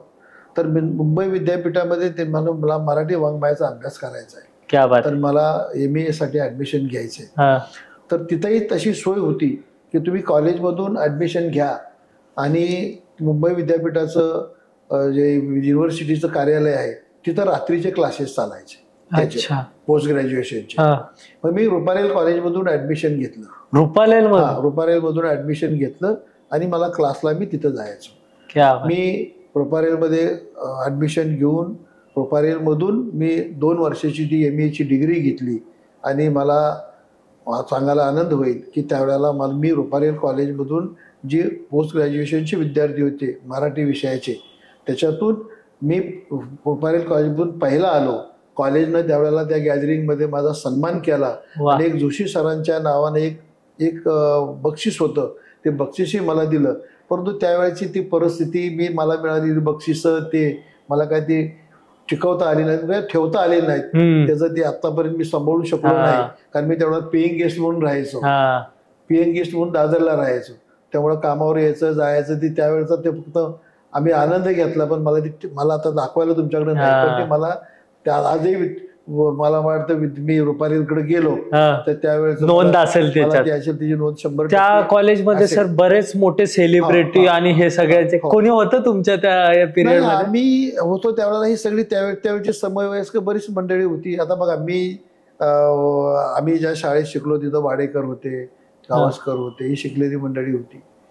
तसंच त्या कॉलेजमध्ये सुद्धा बरेच सेलिब्रिटी आताची जी पिढी आहे की जी आता तुम्ही अगदी सध्या याच्यात काम करणारे जे 50च्या पुढची ही त्यावेळेची रुपारेलचे सगळे लोक होते. रुपारेल कॉलेजमध्ये तुम्हाला तो रुपारेलचा कट्टाच होता. रुपारेल, रुईया यांचे कट्टे होते आणि त्यांच्यातला मराठी विभाग हा त्यांच्याकडे खूप चांगला होता. सगळं तिकडे सगळे विद्यार्थी तिथूनच बाहेर पडायचे आणि मग पुढे सेलिब्रिटी व्हायची. तर आमच्या वेळची त्यावेळेची बरीच त्यावेळेची आलेली ते होती ही त्यावेळची लोक आहेत. मला आठवतं त्यावेळेचा एक आणखी एक मजेशीर किस्सा आहे की ग्रामीण भागात कसं लोकांचं जीवन आहे. मी त्या दरम्यान मी कॉलेजमध्ये जायचो, बाहेर राहायचो आणि त्यावेळेला मोठी काविळीची साथ होती. आणि मला कावीळ झाली. घरच्या लोकांना कळलं की मला कावीळ झालेली आहे. त्यावेळेला आमची आई सारखी मला म्हणायची की तू गावी आहे, इथं नको राहूस. कारण त्यावेळेला असं म्हणायचं की कावीळीला काही इथं डॉक्टरांचं काही चालत नाही, त्याला गावठी उपचार करावा लागतो, असं लोकांचं त्यावेळेचा एक समज होता. आणि त्यांनी मला आई सारखी म्हणायची, पत्र यायचे त्यावेळेला वाकी कम्युनिकेशन साधन नव्हतं, पत्रच लिहायचं. मी माझ्या इकडून पत्र जायचं, त्यांचं मला पत्र यायचं. आणि किंवा आई कोणाकडे तर निरोप द्यायची, कारण अशा ट्रान्सपोर्टशी संबंधित असल्यामुळं गावी कोण गेलं हे गेलं की त्याला निरोप द्यायची, त्याला म्हणा इकडे ये, त्याला म्हणा इकडे ये. आणि आईनं सगळं विषयी केलं ना, कावीळ झाली मग काय घ्यायचं वगैरे वगैरे. मग तिला कोणतरी गावात सांगितलं होतं की तिथे एक पाटील डॉक्टर आहे, त्यांचंही चालतं. मी गेल्यानंतर आईनं पहिले गावठी उपचार केले. कर्मवीर बाबा पाटलाच्या नातूंचं दवाखाना आमच्या गावामध्ये होता. मी त्यांच्याकडे गेलो, त्यांच्याकडून उपचार करायला मला त्यांनी तिथंही केलं. आणि मग तो उपचार करून मला त्यांच्या हॉस्पिटलमध्ये मला ऍडमिट करून घेतलं. तिथं मला 20 बाटल्या सलाईन लावलं. ते सलाईन लावलं, त्याच्यातून मला सगळं माझी कावीळ त्यांनी ती धुवून काढली. आणि 20 दिवसानंतर मला सोडायची वेळ आली तर बिल झालं. आता बिल कुठून भरायचे? आई वडिलांच्याकडे थोडेच पैसे होते. मी इथून असंच गेलेलो. आणि मग काय करायचं? मग आईने आणि वडिलांनी ठरवलं की त्याला जर पैसे लागणारे किती असेल बिल, मला वाटतं त्याला 500-700-800 रुपयाचे बिल असेल. ते द्यायला पण पैसे नव्हते. मग त्यांनी त्यावेळेला आमच्या घरी घेवडा होता, घेवडा काढला, बडावला, तो वाळी करून घातला, त्याचे पैसे आले. मग ते हॉस्पिटलमध्ये भरले आणि मला घरी घेऊन आले.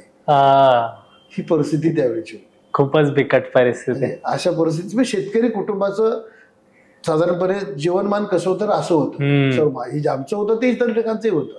म्हणजे एवढी परिस्थिती वाईट त्यावेळी खेड्यामध्ये होती. आणि मग त्याच्यातून आम्ही हे सगळं मग मला घरी घेऊन आले आणि मग त्या काविळीतून मी बरा झालो. जी पथ्य सांगितली ती पाळली आणि त्या पथ्यातून बाहेरून मी परत ठणठणीत परत मी मुंबईमध्ये कामाला लागलो आणि मी माझ्या चळवळीत सामील झालो. अच्छा.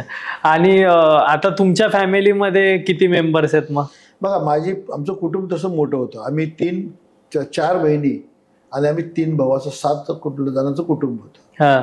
आता 7 जणांचं कुटुंबामध्ये माझी मोठी बहीण होती, ती मी लहान असताना तिचं लग्न झालं होतं. नंतरच्या 3 बहिणींचे लग्न हे करण्याची जबाबदारी वडिलांच्या बरोबर माझी होती.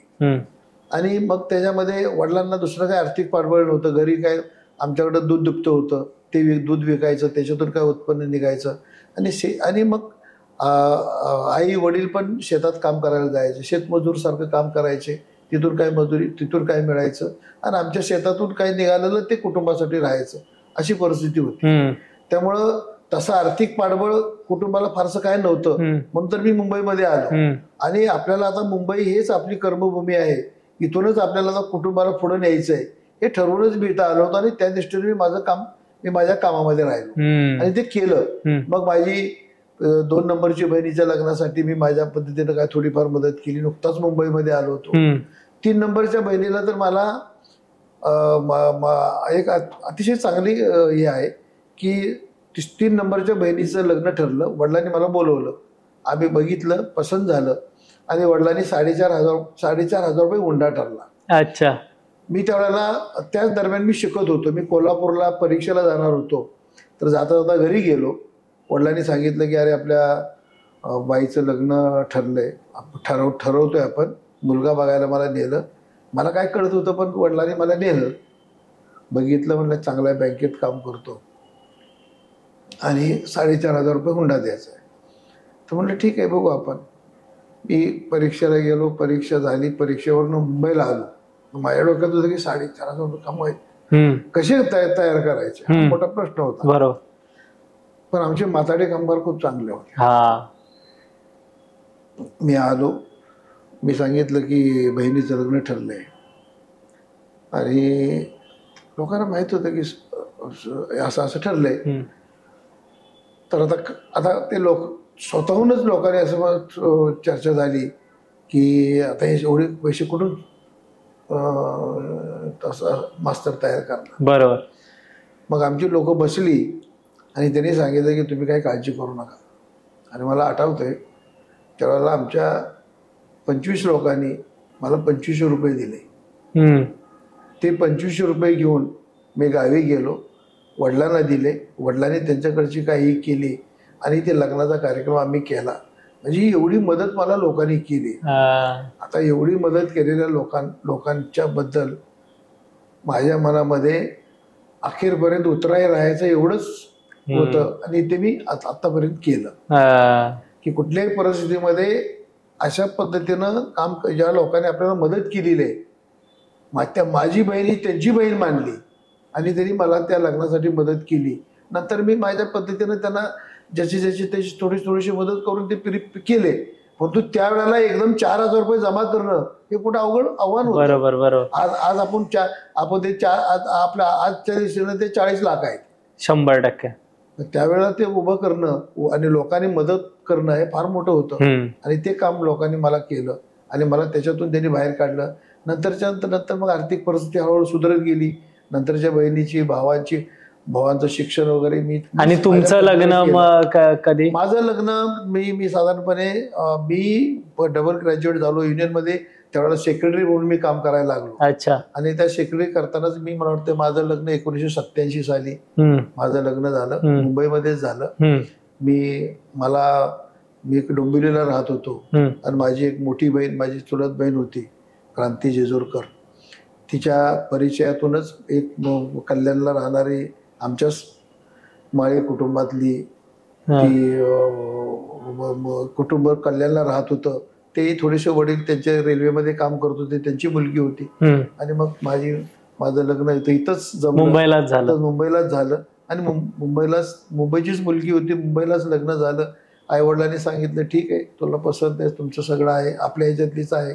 आणि क्रांती म्हणजे आमच्या घरातली मोठी बहीण होती, शिकलेली होती, ती स्वतः डॉक्टरेट होती. अच्छा. सिद्धार्थ कॉलेजवर लेक्चरर होती. त्या शाळेत त्याच कॉलेजमध्ये शिकली आणि त्याच कॉलेजमध्ये लेक्चरर झाली. त्याच कॉलेजमध्ये प्रिन्सिपॉल म्हणून ती नंतर रिटायर झाली. आमच्या घरातली सगळ्यात जास्त शिकलेली ती मुलगी होती. त्यांनीच जमवलं होतं माझं लग्न जमवलं, तिनंच त्या लग्नामध्ये पुढाकार घेतला आणि इथंच लग्न झालं आणि मुंबईमध्ये. आणि किती मुलं आहेत तुम्हाला? मला एक मुलगा, एक मुलगी आहे. काय करतात? 2 मुलगे. माझा मुलगा पायलट आहे. काय बोलता? अरे वा. तो इंडिगो मध्ये पायलट म्हणून काम करतो आणि मुलगी माझी आता MD MBBS नंतर आता MD पोस्ट ग्रॅज्युएशन करते. ती पीडियाट्रिशियन म्हणून आता सध्या त्याचा ती अभ्यासक्रम पूर्ण करते. दोघांचं लग्न झालेलं आहे? नाही, मुलाचं लग्न झालेलं आहे. मुलीचं लग्न आता प्रपोज आहे. अच्छा. याच्यामध्ये करणार, त्याचं शिकते म्हणून अजून लग्नाचं ते म्हणले बाबा मला जरा शिकू द्या. आणि शिक्षणाला आम्ही नेहमीच प्रायोरिटी दिलेली आहे. आणि मलाही असं वाटतं की माझी मुलगी आहे, स्वतःच्या पायावर उभी राहिली पाहिजे. उद्या काही जरी झालं, आयुष्यामध्ये काही संकट आलं तरी ती स्वतःच्या पायावर मजबूतीने उभी राहिली पाहिजे. कोणाच्या मदतीची त्याला अपेक्षा राहता कामा नये. हे माझं पूर्वीपासूनच आहे. हीच खरी संपत्ती. समाजातला कुठलाही माणूस हा स्वतःच्या पायावर उभा राहायला पाहिजे. तो मुलगा असो, मुलगी असो किंवा माताडी कामगार असो, त्याला कोणाकडं अगतिकतेनं पाहायला लागू नये हे असं माझं नेहमीचे विचार राहिले आहे.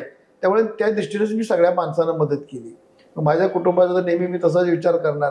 आणि म्हणून ही लोक दोन्ही मुलं माझी स्वतःच्या पायावर ताटमानेने उभे राहतील एवढं मी पाहिलेलं आहे. आणि ते मला असं वाटतं याच्यामध्ये या सगळ्या लोकांचं पुण्य तुम्ही कमवलेलं. तुमचा मुलगा जर पायलट आहे आणि मुलगी जर तुमची MD आहे, तर हे असे आपलं मुलं होणं हे पण आपलं भाग्यच समजावं लागतं. या सगळ्या मुलं ही सगळी लोकांच्या मध्येच वाढली. आज तुम्हाला आश्चर्य वाटेल, माझं मुलगी असेल, माझा मुलगा असेल, ही माथाडी कामगाराच्या खांद्यावरच खेळली. आजही त्याच्यातली मला वाटतं की 75% लोकांना आणि मुलांना ती एकमेकाशी परिचित आहेत. आजही माझी मुलगी ते MGM कॉलेजमध्ये होती. अनेक लोक जायचे, त्याला तिथं भेटायचे, त्याला तिथं काय लागली मदत घ्यायची तिची. आणि आजही प्रत्येक माणूस हा आमचा माथाडी कामगार, प्रत्येक व्यक्ती ही माझ्या मुलांना ओळखते, मुलं त्यांना ओळखतात. एवढी माझी माथाडी कामगार आणि माझं कुटुंब हे असं एवढं एक झालेलं आहे की माझी मुलं काही ती माथाडी कामगारांचीच मुलं असण्यासारखी लोक हस्तेवाईकपणे चौकशी करतात. बरोबर. पण सर तुमचा बघा ना, आता हा तुम्ही शिक्षणाचा जो बॅकग्राऊंड सांगितला तो आता तुम्ही जे करता बँकिंग वगैरे क्षेत्र, याचा एकदम डिफरन्स होता. मग हे बँकिंग क्षेत्राची कशी सुरुवात झाली होती? बँकिंग क्षेत्र हा माझा योगायोग आहे. खरं तर मी खरा माथाडी चळवळीतला लढवय्या कार्यकर्ता म्हणून मी या चळवळीत आलो आणि ते आजपर्यंत मी माथाडीतला एक लढवय्या कार्यकर्ता म्हणूनच काम करतोय. परंतु जसं मगाशी सुरुवातीला आपल्याला सांगितलं की माथाडी कामगार युनियनच्या अण्णासाहेबांच्या सानिध्यामध्ये काम करायला लागलं, आम्हाला काम करायची संधी मिळाली. आणि 96 पर्यंत हिंदुस्थान कोऑपरेटिव्ह बँक ही 1970ला स्थापन झाली आणि आमच्या लोखंड बाजारातलेच कार्यकर्ते सगळे चालवत होते. सांगायला मला आनंद होतोय की 1996 साली मी बँकेमध्ये काही संबंध नसताना लोकांच्या आग्रहास्तव मला बँकेमध्ये यावं लागलं.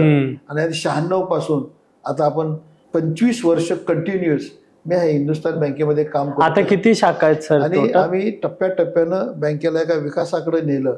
आज बँकेचं 1000 कोटीचं डिपॉझिट आहे. आणि 26 ब्रँचेस बँकेच्या आहेत. हा मोठा.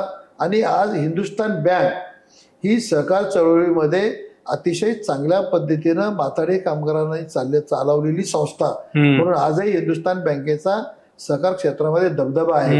हे करण्यामध्ये आम्हाला यश आलं. आणि ही जे सर्व करता आलं हे केवळ आणि केवळ ह्या माथाडी कामगारांचा जो माझ्यावर विश्वास आहे, माथाडी कामगारांचा सपोर्ट आहे. आणि ते करताना मी जो मूळ माझा घटक आहे ह्या बँकेच्या विकासामध्ये, बँकेला पुढे नेताना, बँकेला हे करताना मी माथाडी कामगारांचीच मदत घेतली. आज सन्मानानं ह्या बँकेमध्ये मी आल्यानंतर प्रायोरिटीनं किंवा प्राधान्यानं माथाडी कामगारांच्या मुलांनाच बँकेमध्ये घेतलं. आज 200 पोरं माथाडी कामगाराची बँकेमध्ये कर्मचारी म्हणून काम करतात. आज त्या कर्मचाऱ्यांचे काय आता ब्रँच मॅनेजरच्या लेवल, मी ज्या वेळेला 96 मध्ये आल्यानंतर ज्या वेळेला केलेली भरतीची मुलं आज ब्रँच मॅनेजर लेवलला आहेत, वरिष्ठ लेवलला काम करतात. आज बँकेतला आजचं जर बँकेचं तुम्ही चित्र बघितलं तर बँकेमध्ये मी येण्यापूर्वीचे एक 2-3 कर्मचारी जुने असतील, नाहीतर सगळे 100% कर्मचारी हे मी माझ्या माध्यमातून बँकेमध्ये घेतलेले आहेत. आणि सगळी माथाडी कामगारांची मुलं आहेत, बरोबर, माथाडीशी संबंधित आहेत. मला आनंद आहे की माथाडी कामगारांची शिकलेली मुलं घेऊन मी माथाडी आमची बँक चालवली आणि त्यांच्या जोरावर आम्ही ही संस्था आज या लेवलला आणलेली आहे. सर आता तुमच्याजवळ इतका मोठा जनसमुदाय होता, किती लोक काम करतात बोलता तुम्ही माथाडीमध्ये? माथाडीमध्ये आज मुंबईमध्ये आमच्या युनियनमध्ये 1.5-2 लाख कामगार करतात. 1.5 ते 2 लाख. मग आता तुम्ही जर मनावर घेतलं असतं तर तुम्ही राजकारणामध्ये प्रवेश करून आमदार खासदार होऊ शकला असते, मग तुम्ही इंटरेस्ट नाही घेतला? नाही, आमदार खासदार व्हावं का प्रत्येकालाच असं वाटतं की मला कुठलं तरी एखादं पद मिळावं, की पद मिळालं तर लोकांना मदत होते. शेवटी आमदार वगैरे हे फार मोठं पद आहे आणि त्या पदाचा लोकांनाच लाभ होईल. मला आमदार व्हावं असं वाटण्यापेक्षा माझ्या जवळच्या कार्यकर्त्यांची खूप इच्छा आहे की मी आमदार व्हावं. त्याचं कारण असं आहे की तेव्हा साहेब जर आमदार झाले तर त्याचा फायदा आम्हाला होईल. आज आम्हाला कुठे डायरेक्ट ऍक्सेस मिळत नाही किंवा काय होत नाही, काय कोणाकडे तरी जावं लागतं. साहेब आम्हाला घेऊन जातात, आमचे प्रश्न सोडवतात. पण साहेबच आमदार झाले तर आपल्याला जवळचा ऍक्सेस मिळेल, जसा बँकेत मिळाला, माथाडी चळवळीत मिळाला. आज कुठलाही कार्यकर्ता कुठलाही कामगार कधी युनियनच्या ऑफिसमध्ये येऊन मला भेटतो, मला बँकेमध्ये भेटतो, त्याचं लगेच मी काम करतो. पण लोकांना वाटतं साहेब आमदार झाले तर हे काम आपल्याला असं होईल, ही लोकांची इच्छा आहे. मला सुरुवातीला असं वाटलं होतं. याच्यामध्ये असं आहे की एक मला उल्लेख 100% करावा लागेल की माझ्या ह्या चळवळीमधल्या मला या माथाडी चळवळीमध्ये मोठं करायचं काम जसं अण्णासाहेब पाटलांनी केलं तेवढंच प्रेम मला शिवाजीराव पाटील साहेबांनी पण दिलं. अच्छा.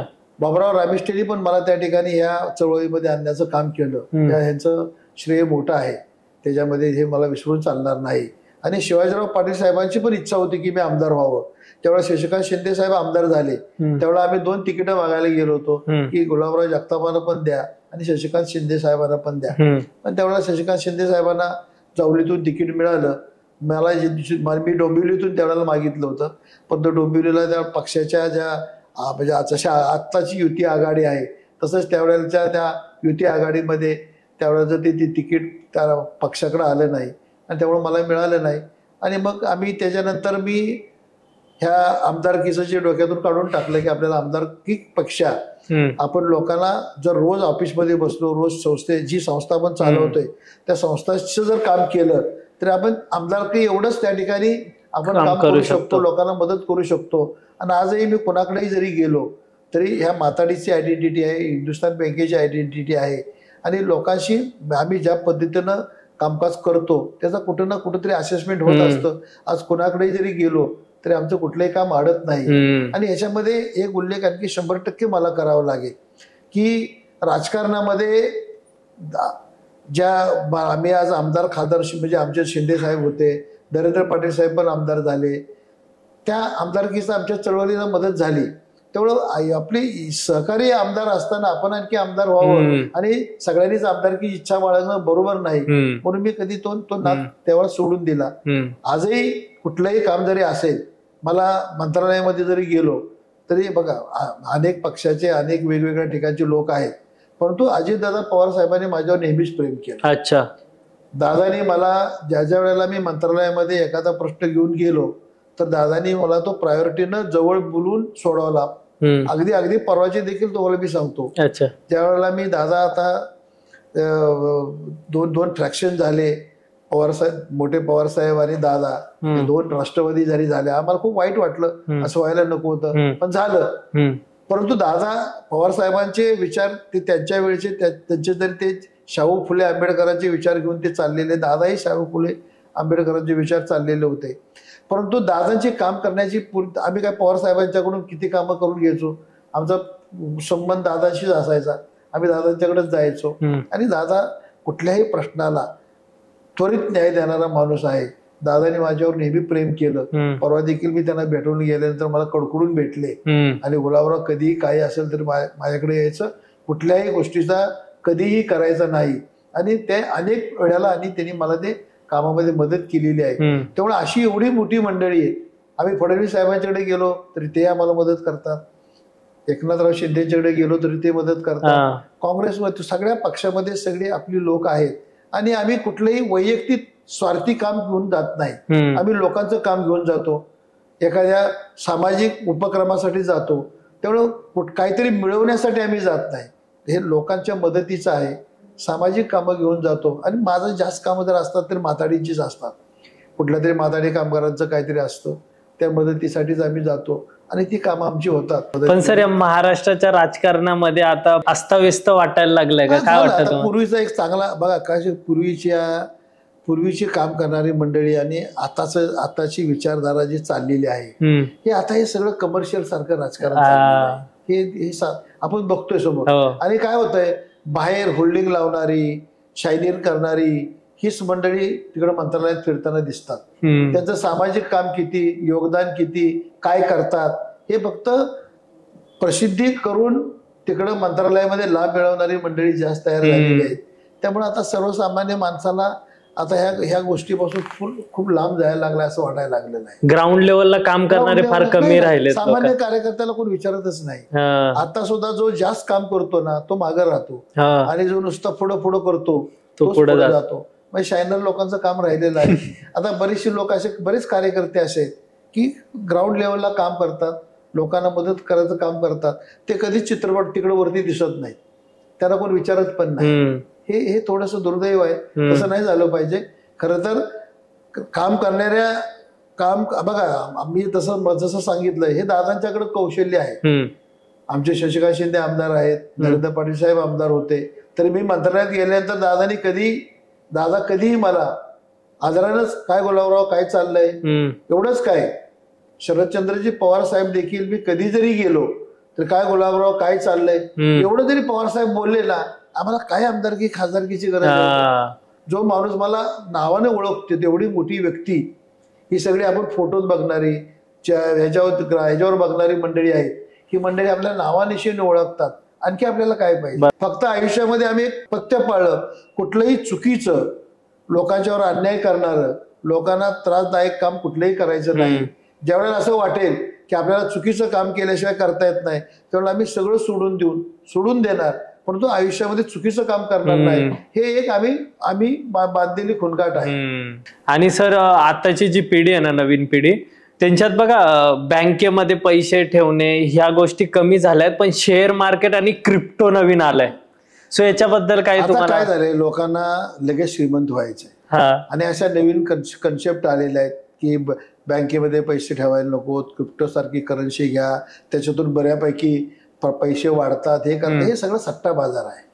आपण बघितलं ही क्रिप्टो करन्सी मध्ये सगळी किती बरबाद पण झालेली आहे. काही तात्पुरत्या स्वरूपात एकदा मिळतं, ही लॉटरी सारखंच आहे. लॉटरीचं कसं, एकदा तिकीट लागलं की माणसाला चटक लागते, लॉटरीचे तिकीट काढतात. कधीतरी एकतरी 10,000 मिळाले तर 10,000 मध्ये तिकिटाला 15,000 खर्च केलेले विसरून जातो, तो फक्त 10,000 मिळाले तेवढंच फक्त लक्षात ठेवतो. तसं पूर्वीचं कसं लोक होती बघा, पूर्वीचा समाज असा होता की आजही आपल्याकडे बघा, आपण जर बघितलं, देशावर आपल्या अनेक संकट आली, अनेक मंदीची काळ आला, तरी पण आपली अर्थव्यवस्था डबगली नाही. त्याचं कारण आहे की आपल्याकडचं सेव्हिंग्स, आपल्याकडे पूर्वीपासून लोकांच्याकडे जी काही वृत्ती आहे की कुठंतरी लागणारे, ही पोराच्या शिक्षणासाठी, ही मुलीच्या लग्नासाठी, हे कुटुंबाला लागणारे इमर्जन्सी फंड, कुठंतरी आपल्याकडे ज्या उतरंडी पूर्वी होत्या गावी, की त्या मडक्यामधल्या 4 उतरंडीमध्ये कुठंतरी 500 रुपये ठेवलेले असायचे, कुठेतरी 10,000 रुपये ठेवलेले असायचे, कुठेतरी 100 रुपये ठेवलेले असायचे, आईनं कुठेतरी गाठीनं बांधून कुठल्या तरी पिशवीत ठेवलेले असायचे. ज्या वेळेला अतिशय अडचणी यायची त्यावेळेला कुठून तरी आई 10 रुपये काढून आणायची. ही सेव्हिंगची जी वृत्ती होती ना आपल्याकडं, ती आता कमी होत चाललेली आहे. आणि नोटाबंदी नंतर तर ते सगळे जे पैसे होते, उतरंडीतले पैसे, सेव्हिंगचे ठेवलेले, इकडे तिकडे जे ठेवलेले पैसे, हे सगळे करन्सीमध्ये आले. आणि करन्सीमध्ये आल्यानंतर हे सगळे पैसे आता मार्केटमध्ये गेले. आता कुणाकडे सेव्हिंग राहिलेलं नाही. आणि नवीन ह्याच्यामध्ये तर क्रेडिट कार्ड आले. आता क्रेडिट कार्ड काय तुम्हाला सांगतं, तुमच्याकडे पैसे असो नसो वापरा, म्हणजे तुम्ही कर्जबाजारी व्हा, ही आता वृत्ती आलेली आहे. म्हणजे डेबिट कार्ड घेण्यापेक्षा क्रेडिट कार्ड घ्या. आणि लोक त्याच्या बोलतात, काय ना, मला बँकेनं क्रेडिट कार्ड दिलंय आणि मला 1 लाखाचं लिमिट आहे. तो 1 लाखाचं लिमिट आहे, परंतु त्या 1 लाखाचं लिमिट वापरतो, किती टक्क्याने तुमच्याकडे पैसे घेतात, त्याला किती चार्जेस लावतात, जेवढं पैसे तुम्ही वापरता त्याच्या डबल पैसे ते घेतात. म्हणजे तुम्हाला कर्जबाजारी बनवण्याची व्यवस्था आहे. त्यामुळं आता लोकांचा सेव्हिंग करता हे कमी झालेलं आहे. आणि क्रेडिटवर माल घ्यायचा आणि ते कर्ज फेडत बसायचं, ही वृत्ती राहिलेली आहे. त्यामुळे हा समाजात झालेला बदल हा अतिशय घातक आहे. परंतु आता त्याला तुम्ही काही करू शकत नाही. सगळी व्यवस्था बदललेली आहे आणि सगळ्या जगानं मान्य केलेलं आहे. आजही तुम्हाला जर फॉरेन मध्ये जायचं असेल तर तुमचं डेबिट कार्ड चालत नाही, क्रेडिट कार्ड चालतं. मी एकदा माझ्या एका मुलाच्या माझ्या जेवढ्याला पायलटच्या ह्याच्यासाठी मला कुठं एक फॉर्म भरायचा होता. तर मला त्यांनी सांगितलं की तुम्हाला माझ्याकडे डेबिट कार्ड आहे. तर म्हटले ना डेबिट कार्ड नाही चालणार, क्रेडिट कार्ड पाहिजे आणि क्रेडिट कार्डनंच तुम्हाला पैसे पाठवता येतील. मला तेवढ्यासाठी क्रेडिट कार्ड घ्यावं लागलं. पण मी ती क्रेडिट कार्ड एकदा वापरलेलं, मी 10 वर्ष त्याचं प्रत्येक महिन्याचं प्रिस्क्रिप्शनचे पैसे भरायचे. एक दिवस मी ते सिटी बँकेचं कार्ड सगळं फाडून तोडून टाकलं. त्यांना म्हटलं काय असेल ते पैसे घ्या, मला परत तुमचं क्रेडिट कार्डच नाही. म्हणजे जेवढं मी वापरलं असेल ना त्याच्या डबल त्यांनी माझ्यानुसार चार्जेसवर पैसे घेतले, एवढं पैसे वसूल. खूप कर्जबाजारी पण झालेत लोक, चक्री व्याज लागतं, सगळं कर्जबाजारी बनवणारी ही व्यवस्था आहे. बघा आम्ही ह्या बँका चालवतो, आपल्या बँकेमध्ये 1,000 कोटीची डिपॉझिट्स आहेत. आपल्या बँकेमध्ये कोणी करोडपती नाही. आपल्याकडे सगळी 5,000, 10,000, 50,000 डिपॉझिट ठेवणारीच लोक आहेत, छोटी लोक आहेत. त्यांचे पैसे सुरक्षित ठेवण्याचं काम हिंदुस्थान बँक करते. कधी एखादा कामगाराला तर त्याला गरज लागली तर तो लगेच आम्ही त्याला मदत होते. हिंदुस्थान बँकेची एटीएम जी वापरतात आम्ही ज्या वेळेला आम्हाला लोक विचारतात की तुमची एटीएम एवढी चालतात कशी, ते चालण्याचं कारण आहे आपल्याकडे छोटा माणूस आहे. आपला छोटा माणूस जाताना किती पैसे असतील, 2,000 असतील, तो जातो, त्याला पाहिजे असेल 1,200 रुपये असेल तर तो 1,200 रुपयेच काढतो. तो जो वापर आहे लोकांचा तो जास्त आहे. तेवढे हिंदुस्थान बँकेचे जे ग्राहक वर्ग आहेत हा मोठा आहे. आता जी पिढी आहे, जे लोक पैसे कमवतात, त्यांनी कशी व्यवस्था, कशी मांडणी केली पाहिजे, काय वाटतं तुम्हाला? लोकांनी किती जरी काय म्हणलं ना तरी उधारीवरचा व्यवहार हा आपल्याला अडचणीत, कुटुंबाला अडचणीत आणणाराच आहे. बरोबर. आपली मिळकत किती आहे आणि त्या मिळकतीप्रमाणेच पुढचे व्यवहार केले पाहिजेत. आपण बघा माणसाला जर आर्थिक जर माणसावर माणूस टेन्शन मध्ये कधी येतो, जेव्हा कर्जबाजारी होतो त्यावेळेस टेन्शन मध्ये येतो. जास्त कर्ज जर झालं तर त्याचा सगळा विपरीत परिणाम कुटुंबावर होतो. बरोबर. कुटुंबाला जर तुम्हाला हॅपीली आनंदाने राहायचं असेल तर आपल्या गरजेप्रमाणेच आपला खर्च ठेवला पाहिजे, तरच आपण त्याच्यामध्ये आनंदी राहू शकतो. तुम्ही जर जास्त कर्जाचा बोजाकडून जाऊन करत बसला तर तुम्हाला आनंद मिळणार नाही, कुटुंबालाही टेन्शनचं काम येतं आणि सगळे दुःखी कुटुंबामध्ये आनंदी वातावरण ठेवण्याचा तो उपाय नव्हे. ते ठेवायचं असेल तर गरजेप्रमाणेच खर्च करा. आता काय होतंय सर, त्यानं गाडी घेतली, मी पण तशीच घेणार, मी त्याच्यापेक्षा अजून मग कर्ज काढणार, त्याच्यामध्ये लोक जास्त होतं ना. मग हा जो आहे ना, बघा आपल्याला खरंच गाडीची गरज आहे का हे बघितलं पाहिजे. आपल्याला गाडीची गरज असेल, त्याने शेजाऱ्याला घेतली पण आपण घेऊ नका. आपल्याला गाडीची गरज आहे का? आज आपण पूर्वी एक असा काळ होता की गाडी गरजेची नव्हती, आता ती गरजेची वस्तू झालेली आहे. पण आज आपल्याला ती आहे का? आपण जर सायकलला जाऊ शकतो तर सायकल वापरा. आपल्याला जर 2 व्हीलर वापरता गरज असेल 2 व्हीलर वापरा. खरंच 4 व्हीलरची गरज आहे का? त्याच्या दारात आहे पण माझ्या दारात पाहिजे, हे असलं सोंग घेऊन आपण जास्त दिवस टिकू शकत नाही. आणि आता सध्याचा काळ जो आहे हा स्पर्धेचा आहे. बघा मार्केटमध्ये आपण बघितलं असेल, आता मगाशी सुरुवातीला पण मी सांगितलं तुम्हाला की कामगार आणि शेतकरी हा देशाचा मुख्य घटक होता. आता तो राहिलेला आहे का? शेतकऱ्याकडे कोण बघत नाही. शेतकऱ्याला त्याच्या कुटुंबात जे उत्पन्न होत आहे त्या बाजारमध्ये माल येतो तर मायनस पट्टी जाते. बरोबर. तीच आता कामगारांची परिस्थिती तीच झालेली आहे. माथाडी कामगारांचं आज आपण माथाडी कामगार जर बघितलं, आमचा पूर्वीचा माथाडी कामगार जो पगार घेत होता आता दिवसेंदिवस कमी होता नाही. म्हणजे कामगारांची कामं विस्थापित झाली. माथाडी कामगारात पीस रेटेड आहे, काम कमी झालं तर पगार कमी मिळतो.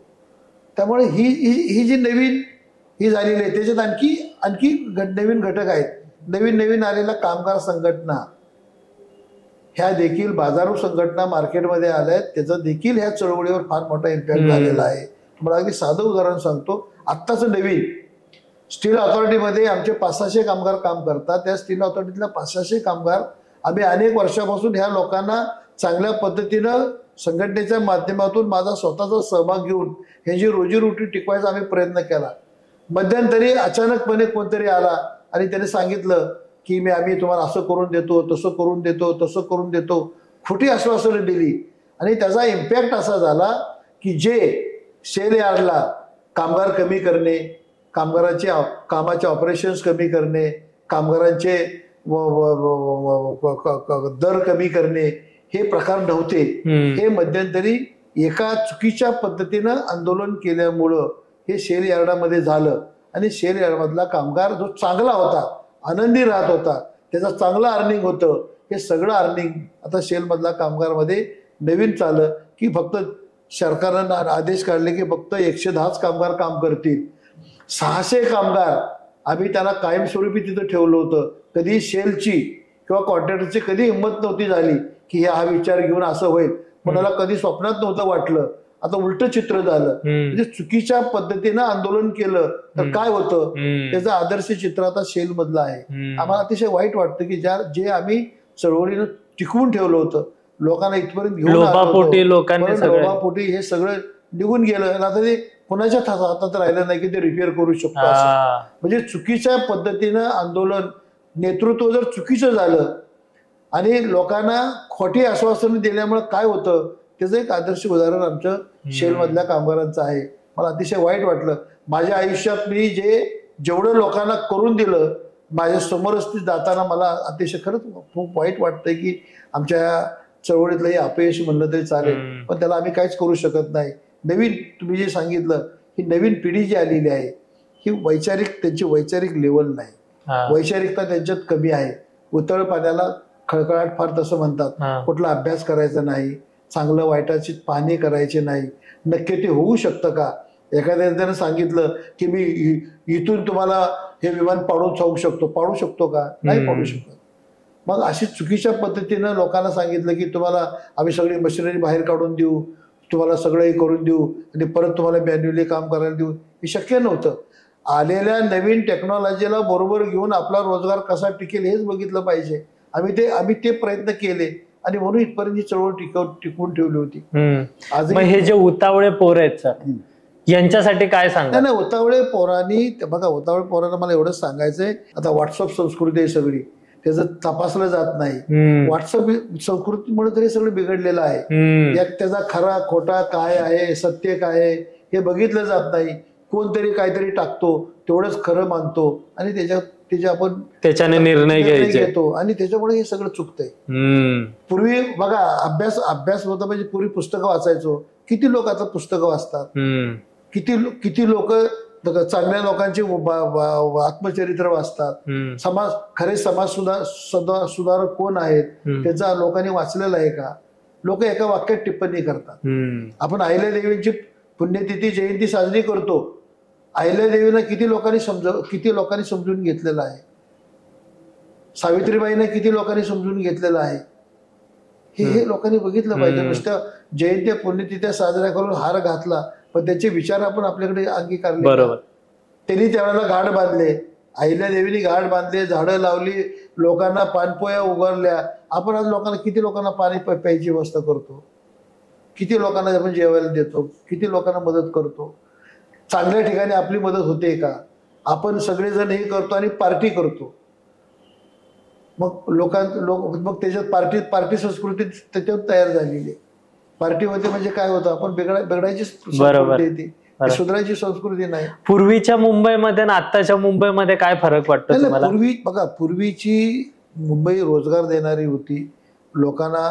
लोकांना मुंबईमध्ये आलेला माणूस उपाशी राहत नव्हता, ही परिस्थिती होती. आता इथून पुढे मुंबईतला माणूस जिवंत राहील किंवा जगेल, टिकेल अशी आता राहिलेलं नाही.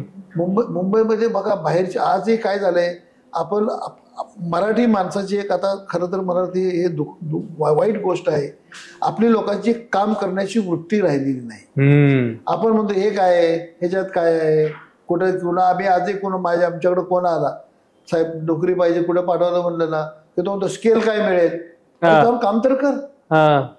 उद्या तू 10,000ची नोकरी कर, तुला गेल्या तू म्हणजे मला 25,000 पाहिजे, 25,000 पगार देत नाही. मुंबई आपल्याकडे जे अतिक्रमण जे इतर लोकांचं झालं तेच झालं, ते कमी मधनं चालू करतात. आज बघा, आज आपल्याकडं भाजी व्यवसाय आपल्याकडे आहे का?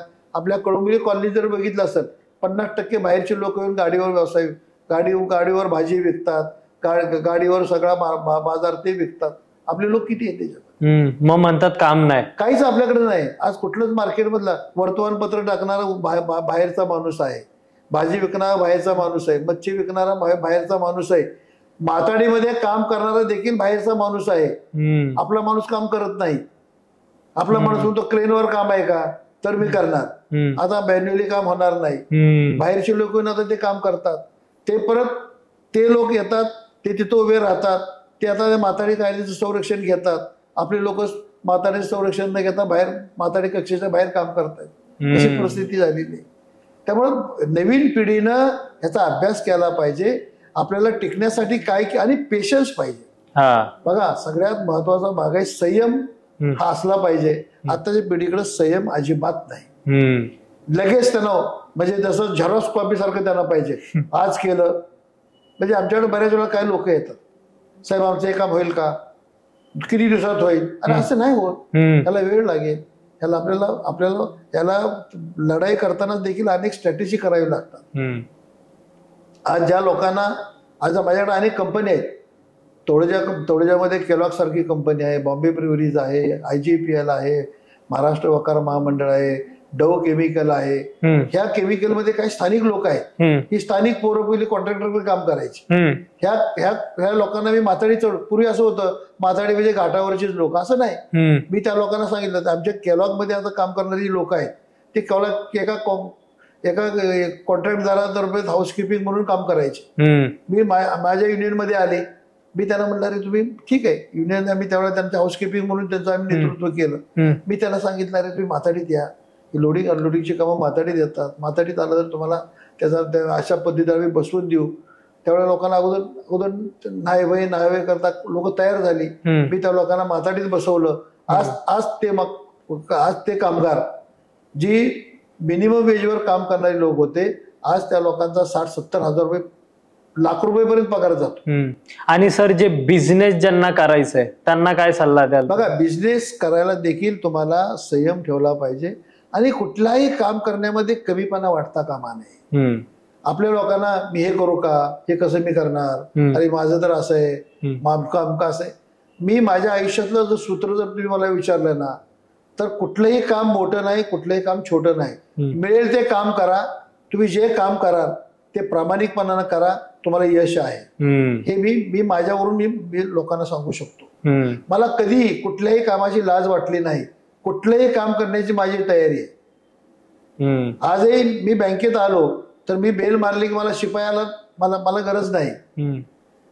आज मला बँकेमध्ये शिपाई नसला तरी मी माझं बसून तिथं मी काम करू शकतो. हे शिपायालाही माहिती आहे, आमच्या अधिकाऱ्यांनाही माहिती आहे. आम्ही बँकेत ती शिस्त लावलेली.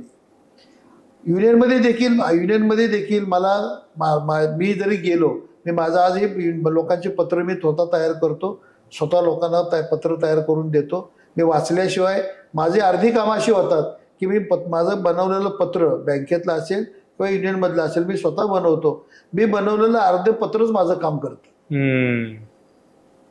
त्यामुळे लोकांनी ही करायची तयारी ठेवली पाहिजे. प्रत्येक कामामध्ये तुम्ही घुसून काम केलं पाहिजे, संयम ठेवला पाहिजे आणि त्याच्यामध्ये खालपर्यंत जाऊन विचार करून ते काम केलं पाहिजे. तुम्हाला जर व्यावसायिक व्हायचं असेल, मी हिंदुस्थान बँकेच्या माध्यमातून मी अनेक लोकांना मदत केली.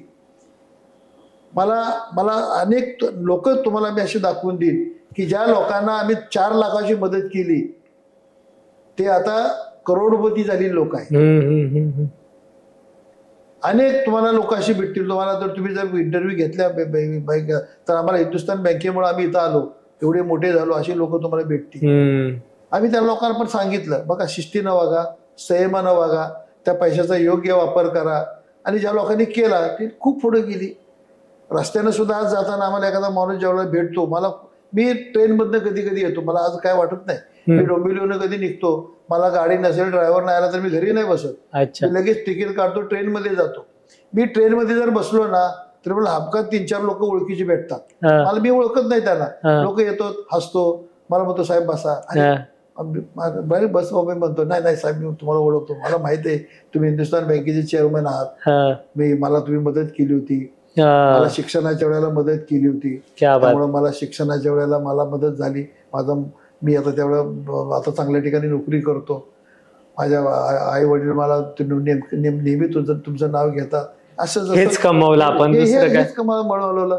एक माणूस मला एकदा आला, एक चांगला मुद्दा आहे की तो ऑस्ट्रेलियाला गेला, मुलगा शिकला, इंजिनियर झाला, तो ऑस्ट्रेलियाला गेला आणि ऑस्ट्रेलियाला गेल्यानंतर तो वडिलांना पण घेऊन गेला आणि तो आपला माझा माथाडी कामगार टोपी घातलेला, त्यानं पोरानं सांगितलं होतं बा सरळ रस्त्याने जायचं आणि सरळ रस्त्याने काही इंग्लिश येत नाही, काय येत नाही, ऑस्ट्रेलियाला गेला आणि एकदा तो असा रस्त्याने चालला होता आणि रस्त्याने चालल्यानंतर त्यानं बघितलं ह्याला मामा इकडे दिसतोय, आपल्याकडे महाराष्ट्रातला दिसतोय, छोटापुरातला पोरगा होता आणि त्याने विचारलं हो मामा कुठून आला, थोडा मुंबईवरून आला. कुठून मुंबईवरून आला म्हणलं मी कल्याणवरून आला. कल्याणवरून, अच्छा कल्याणचा आहे म्हणला, अच्छा अच्छा कल्याणवरून आला, कुठं काम करत होता, तो म्हणला मी माथाडीमध्ये होतो. माथाडीच होता, तर माथाडी विचारून म्हटलं गुलाबराव जगतापना ओळखता का, अरे हो काय म्हणलं साहेब ते आमचे साहेब आहेत, साहेबांनी आमचे साहेबांच्याकडेच मी काम करत होतो, आमचं काम तेच करतात, कल्याण मार्केटचं काम तेच करतात. अरे तुम्ही ओळखता साहेबांना, त्याला वाटलेलं का साहेबांना ओळखणार, ऑस्ट्रेलियामध्ये माणूस आहे. तो म्हणला मी ऑस्ट्रेलियामध्ये आलोय, मला शिक्षणाला मदत साहेबांनीच केली, मी साहेबांच्या मदतीमुळेच मी ऑस्ट्रेलियामध्ये आलो.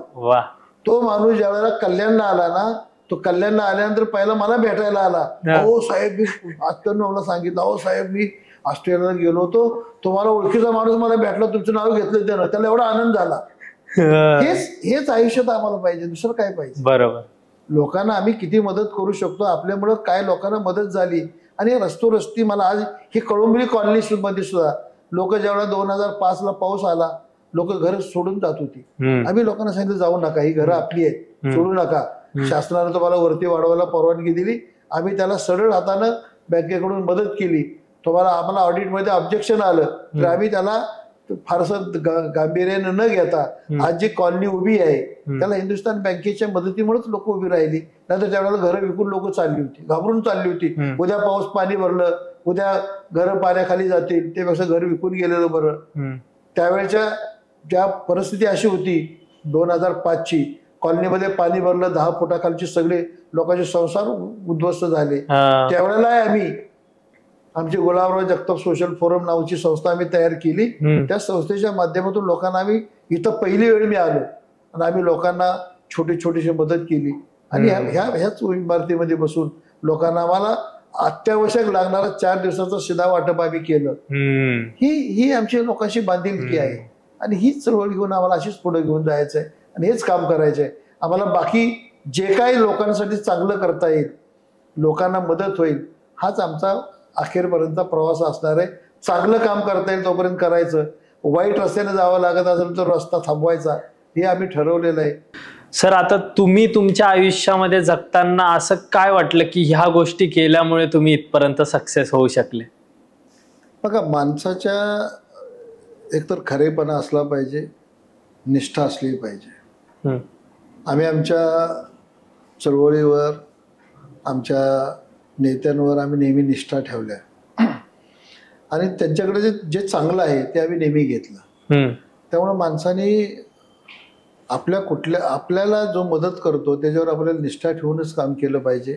हा जवळचा, हा लांबचा असं न ठेवता हे सगळे माझेच आहेत, हा जर विचार घेतला तर आपलं लोकांशी नातं फार जवळकीचं राहतं. आणि मी ते आयुष्यात अनुभवलं आणि मला त्याचं सत्यता त्या ठिकाणी मिळालेली आहे. त्यामुळे ही निष्ठा, एक लोकांशी प्रामाणिकपणा हे असलंच पाहिजे. त्याच्यावर माणसाला.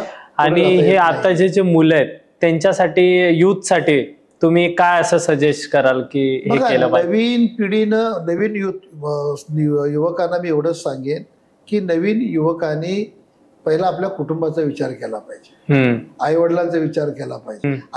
आपल्याला वडील शाळेत पाठवतात, वडील आपल्याला शिक्षणासाठी पुढे देतात, क्लासला पाठवतात किंवा एखाद्या कोर्सला पाठवतात.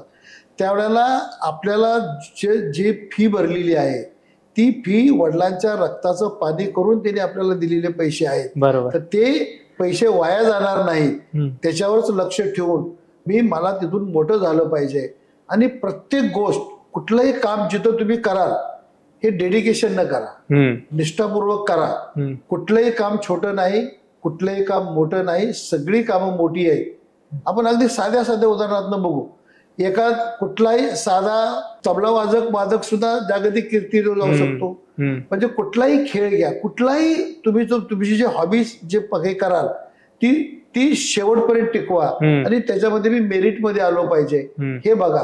कारण आपल्याला ज्या कुटुंबातून मी आलेलो आहे, मला जी तिथं पाठवलेलं आहे, जो तिथे दिलेला लागलेला पैसा आहे, हे आई वडिलांनी कष्टानं स्वतःच्या रक्ताचं पाणी करून दिलेलं आहे. त्याच्याशी बेईमान नाही झालं पाहिजे. त्याच्यामध्ये मी प्रावीण्य मिळवण्याचा प्रयत्न केला पाहिजे आणि पुढे जाण्याचा प्रयत्न केला पाहिजे. आणि कुठलीच गोष्ट छोटी नाही, कुठलीच गोष्ट मोठी नाही. प्रत्येक गोष्ट ही आपण जर नेलं तर त्याला नावारूपाला आपण येऊ शकतो. एवढं जर मनात ठेवलं तर मला वाटते कुणालाही त्या ठिकाणी आयुष्यामध्ये ही कमीपणा येणार नाही किंवा आपल्या लोकांचं लक्ष इकडे तिकडे जाणार नाही. आणि चंगळवादाकडे लोकांचं लक्ष हल्ली जास्त आहे, ते लोकांनी दूर केलं पाहिजे. अभ्यासाकडं, कामाकडं आणि कुटुंबाकडे लक्ष दिलं पाहिजे. आणि तुमच्यात असे कुठले गुण आहेत सर की जे नवीन युथने घेतले पाहिजे? कुठल्याही कामामध्ये, हे छोटं काम आहे मोठं काम न देता आपल्या वाट्याला जे काम येईल ते प्रामाणिकपणे काम करा. तुम्ही मोठे व्हाल, सक्सेसफुल व्हाल, 100% यशस्वी व्हाल. हे यशस्वीपणाचं गमक आहे. मी तर हेच करत आलो. मला कधीच कुठलं काम मोठं वाटलं नाही, छोटं वाटलं नाही. मी ते करत गेलो आणि यशस्वी होता. निगेटिव्ह गोष्टी पण आल्या असतील ना? मला आयुष्यामध्ये निगेटिव्ह हा इम्पॉसिबल आणि नकार हा माझ्या आयुष्यात मी कधीच ठेवला नाही. मला कुणी शिव्या जरी दिल्या, मला अनेक वेळा आम्ही चांगलं काम करून देखील काही लोक चुकीच्या समज घेऊन शिव्या देतात. आम्ही सांगतो की बाबा, येशू ख्रिस्तासारखं बाबा, त्याला माफ कर, त्याला कळत नाही की तो काय करतोय ते. पण काही दिवसानंतर तो येऊन सांगतो, साहेब माझं चुकलं, माझी त्यावेळेला चूक झाली. दुर्लक्ष ते जर मी नकारात्मक घेऊन माझी जर रिॲक्शन दिली तर ते चूक होईल, तो माणूस सुधारणार नाही. पण त्यावेळेला त्याला कळतं की मी एवढं होऊन सुद्धा हा माणूस मला मदत करतोय, याचा अर्थ माझी काही चूक होती. आणि आयुष्यात मला अशी खूप लोक भेटली की ज्या लोकांनी चुकीचा गैरसमज करून घेतला, तीच लोक काही दिवसानंतर मला सांगितलं की साहेब माझा तो चुकीचा होता, माझी खूप आयुष्यात मोठी चूक झाली. आणि ज्या लोकांना मी प्रामाणिकपणानं मदत केली पण त्यांनी त्या प्रामाणिकपणाची कदर केली नाही, त्या लोकांना आयुष्यामध्ये कधीच पुढे जाता आलं नाही. हाही त्याच्या मागचा एक इतिहास आहे. असे कित्येक लोक आहेत की त्यांना नाही ते चांगल्या वाईटची पारख नाही झाली, ते पुढे नाही जाऊ शकले. बरोबर. आणि असे कित्येक लोक आहेत की जे काही नसताना आम्ही त्यांना दिशा दिली, ते पुढे गेले, यशस्वी झाले. एक आमच्या गावातला एक सांगतो. आमच्याकडे एक छोटा मुलगा, एक बँकेत मी चेअरमन असताना एक व्यक्ती माझ्याकडे आली आणि आम्हाला त्यांनी सांगितलं की बँकेने एक टेम्पो आम्ही बनवून आणला होता एक शाखेतून. तर आता काय, तर मला एक जण म्हणला की साहेब आपल्या गावात तो त्या अमुक आहे, त्याला देता का? म्हणजे देऊया, त्याला काय अर्थ ना. त्यांनी त्याला बोलवून घेतला आणि मला त्याला तुम्ही सांगा टेम्पो घ्या. मी म्हणला संजय हा टेम्पो घ्या. अरे साहेब टेम्पो घेऊ का? म्हटलं घेऊ, आम्ही तुला मदत करतो. आम्ही ओढून आणलेला, त्याला एक टेम्पो दिला आणि त्याला 1.5 लाखाचं कर्ज दिलं. आज तो मुंबईमध्ये एक मोठा व्यावसायिक म्हणून मुंबईमध्ये आज त्याचे 5-25 टेम्पो असतील, ट्रक असतील आणि एक मोठा व्यवसाय म्हणून तो कापड बाजारमध्ये काम करतो. तो म्हणतो साहेब त्यावेळेला मला तुम्ही बोलवून टेम्पो जर दिला नसता तर मी आज एवढा मोठा झालो नसतो. अशा अनेक लोक आहेत. तुमचा एक छोटी मदत माणसाचं आयुष्य बदलू शकते. आम्ही लोकांना सुद्धा आमच्या कळुंबीच्या लोकांना ज्यावेळेला घनसोलीची घरं आली, घनसोलीच्या घरं कळुंबीच्या लोकांना मिळू नये म्हणून काही लोकांनी प्रयत्न केले. मी सांगितलं नाही, आमच्या लोकांना मिळाली पाहिजेत. मी लोकांना बोलवून जबरदस्तीने घर घ्यायला लावली. आज विकताना लोक म्हणतात साहेब 60 लाखाला घर गेलं, 70 लाखाला घर गेलं. जबरदस्तीने घर घ्यायला. ह्या कळुंबली कॉलनीमध्ये सुद्धा त्यावेळेला 86-87 ला लोक घरं घेत नव्हती. मी लोकांना घरं घ्या म्हणतो, तो लोक घरं घेत नव्हती. काही लोकांनी घरं घेतली नाहीत. मी ज्या टुडीत त्यावेळेला काम करत होतो त्या गटातील कामगारांना घरं घ्या म्हणली, लोक घेतली नाहीत. मी जबरदस्तीनं त्यांच्या प्रॉव्हिडंट फंडातून 4-4 हजार रुपये बोर्डाकडून काढून त्या घराला भरायला लावले. आता त्यांची मुलं कुटुंबासह मुलं त्याची पुढची पिढी आता राहते. आता त्या घराची किंमत 1-1 कोटीपर्यंत गेलेली आहे. सर आता तुम्ही बँकिंग क्षेत्रामध्ये, सो मला एक सांगा की माणसाने इन्व्हेस्टमेंट सोन्यामध्ये केली पाहिजे, घरामध्ये केली पाहिजे, या शेअर मार्केट वगैरे मध्ये केली पाहिजे, काय वाटतं तुम्हाला? नाही बघा, लोकांनी खरं जर म्हणाल नाही, लोकांनी माणसामध्ये इन्व्हेस्टमेंट केली पाहिजे. वा. सोन्यामध्ये, दागिन्यामध्ये, पैशामधली केलेली इन्व्हेस्टमेंट ही तुम्हाला माणूस बनवत नाही. माणसामध्ये केलेली, माणसाच्या मदतीला तुम्ही किती उभा राहता, माणसाला किती मदत करता आणि माणसं किती कमावता, याच्यावर तुमची इन्व्हेस्टमेंट, तुमचे पुढे तुम्ही जाता. तुम्ही 10 माणसं मिळेल, ती 10 माणसं तुम्हाला अडचणीच्या वेळेला उभी राहतील. बरोबर. तुम्ही तुमचे 10 रुपये तुम्ही बँकेमध्ये इन्व्हेस्टमेंट किंवा तुमच्याकडे ठेवले, ते 10 रुपयाचे 10चे 12 होतील. परंतु माणसामध्ये केलेली इन्व्हेस्टमेंट हे तुमचे 10चे 100 होतील. बरोबर. आणि हे जी 100 लोक ज्यावेळेला तुमच्या मदतीला उभे राहतात, तेव्हा तुम्हाला काही कमी पडत नाही. पण आता असे विचार नाही राहिले सर, काय वाटतं तुम्हाला? नाही, आता बघा, विचार राहिले म्हणजे असे विचार करणारी लोक राहिलेली नाही. आता लोकांचा शॉर्ट म्हणजे हिटर जसे राहतात ना, लोकांना कमी वेळेत सगळं पाहिजे, इन्स्टंट सगळं आलेलं आहे. हेवा देवा जास्त झाला बस. आणि तो पुढे गेला, तो अमकं गेला. आपण कोण पुढे गेला, कोण मागे राहिला, मी कुठं आहे आणि मी कसा पुढे जाणार आहे, हा विचार केला पाहिजे. आजूबाजूचा विचार न करता तुम्ही जर तुमची लाईन दिशा ठरवली तर तुम्ही यशस्वी होऊ शकता. आजूबाजूच्या तुम्ही चर्चा करत बसला तर तुम्ही तिथंच राहणार, तो माणूस पुढे निघून जाणार. बरोबर. आणि आता नेमकं तेच होतं, तुम्ही दुसऱ्याचा विचार करत बसता आणि तुम्ही मागे राहता. लोकांनी आपली एक दिशा ठरवून त्या दिशेने, आता कित्येक मुलं मी बघतो, मी ज्या लोकांना अरे तू सुरुवात तरी कर रे अशी केलेली, स्टार्टअप केलेली लोक पुढे जाऊन मोठे व्यावसायिक झालेले आहेत. मला झेपेल का? मला तू प्रयत्न तर कर, नाही झालं तर काय होईल, तुझे 50,000 जातील, काय काळजी करू नको, आपण काय असेल ते. म्हणजे ज्या माणसाला लाख रुपयाची मदत केली, 1.5 लाख रुपयाची मदत केली, ती लोक आता करोडपती झालेली आहेत. पण त्यांनी निष्ठेनं काम केलं. आणि सगळ्यात गोष्ट म्हणजे आजही ते बँकेला विसरलेले नाही, व्यक्तीला विसरलेले नाही. मला कधीही भेटले तर ते सांगतात की मला संस्थेमुळे साहेब आम्ही मदत का खिशातली केली नाही, आम्ही संस्थेमध्ये केली. त्याचा संस्थेला मदत झाली, पण त्या माणसानं चांगल्या पद्धतीनं ती इन्व्हेस्टमेंट पुढे नेली म्हणून तो मोठा झाला. आणि सर आता जे नवीन पोरं जे स्टार्टअप चालू करतात लगेच घाबरतात, म्हणजे मी जे इन्कम टाकलेले, जे पैसे टाकलेले आहेत ते माझे अपयशी होईल, मी या बिझनेसमध्ये माझे पैसे डुबतील, तर मग त्या टायमेला कशी मेंटॅलिटी पाहिजे? नाही बघा, कुठलाही स्टार्टअप करताना आपण त्याची सगळी माहिती घेतली पाहिजे. तू पुढे त्यांनी झेरॉक्स मशीन टाकली म्हणून तू झेरॉक्स मशीन टाकून चालणार नाही. तिथं व्यवसाय, आपण जो व्यवसाय करणार आहोत तो कसा पुढे जाणार आहे त्याचा पूर्ण अभ्यास करूनच तुम्ही ते केलं पाहिजे. तुम्हाला आपल्याला जे येतं तेच केलं पाहिजे. जे आपल्याला येत नाही त्याच्यात स्टार्टअप करून फायदा नाही. ज्याचं नॉलेज आहे त्याच व्यवसाय आपण केला पाहिजे. आपल्याला ट्रकचं नॉलेज आहे, ट्रान्सपोर्टचा व्यवसाय करा. आपल्याला आपण शिकलेला आहात, तुम्ही जर खरंच लेक्चर देऊ शकत असाल तर तुम्ही क्लासरूम तयार करा, तुमचे प्रायव्हेट क्लासेस काढा. आपल्याला काही येत नाही तर तुम्ही रिक्षा घ्या, तुम्ही त्या पैशाची रिक्षा घ्या, रिक्षा चालवा. तुम्ही रिक्षावर सुद्धा कुटुंब चालवू शकता. आम्ही बँकेच्या माध्यमातून 50,000 लोकांना रिक्षा दिल्या, 50,000 लोकांना रिक्षा दिल्या. 50,000 लोक स्वतःच्या पायावर कुटुंब घेऊन उभी राहिली. हे रिक्षावाले, आम्ही जेव्हा मी जातो एकतर सबर्बर मध्ये, कित्येक लोक मी उभा राहतो तर साहेब काय साहेब पुढे जायचंय, रिक्षा उतरताना पैसे घेतात, नाही साहेब तुम्हीच दिलेली रिक्षा आहे अशी म्हणणारी लोक आहेत. बऱ्याच वेळाला मी असं होतं की मी एकदा नवी मुंबईमध्ये एका ठिकाणी उभा होतो आणि मी रिक्षाची वाट बघत होतो. मला स्टेशनला जायचं होतं, तर लांबून एक आला माणूस आणि रिक्षा उभी केली. मी बसलो. बसल्यानंतर मला साहब किधर जाने का, मला स्टेशन जाने का, हाँ मला स्टेशन जाना है. तो मला स्टेशन घेऊन गेलो. तो पैसे घेत नव्हता. म्हणजे पैसे काय घेत नाही म्हटलं साहेब मी आपको पैसा देतो. अरे असं पैसा तो असू दे, ओळखत असेल.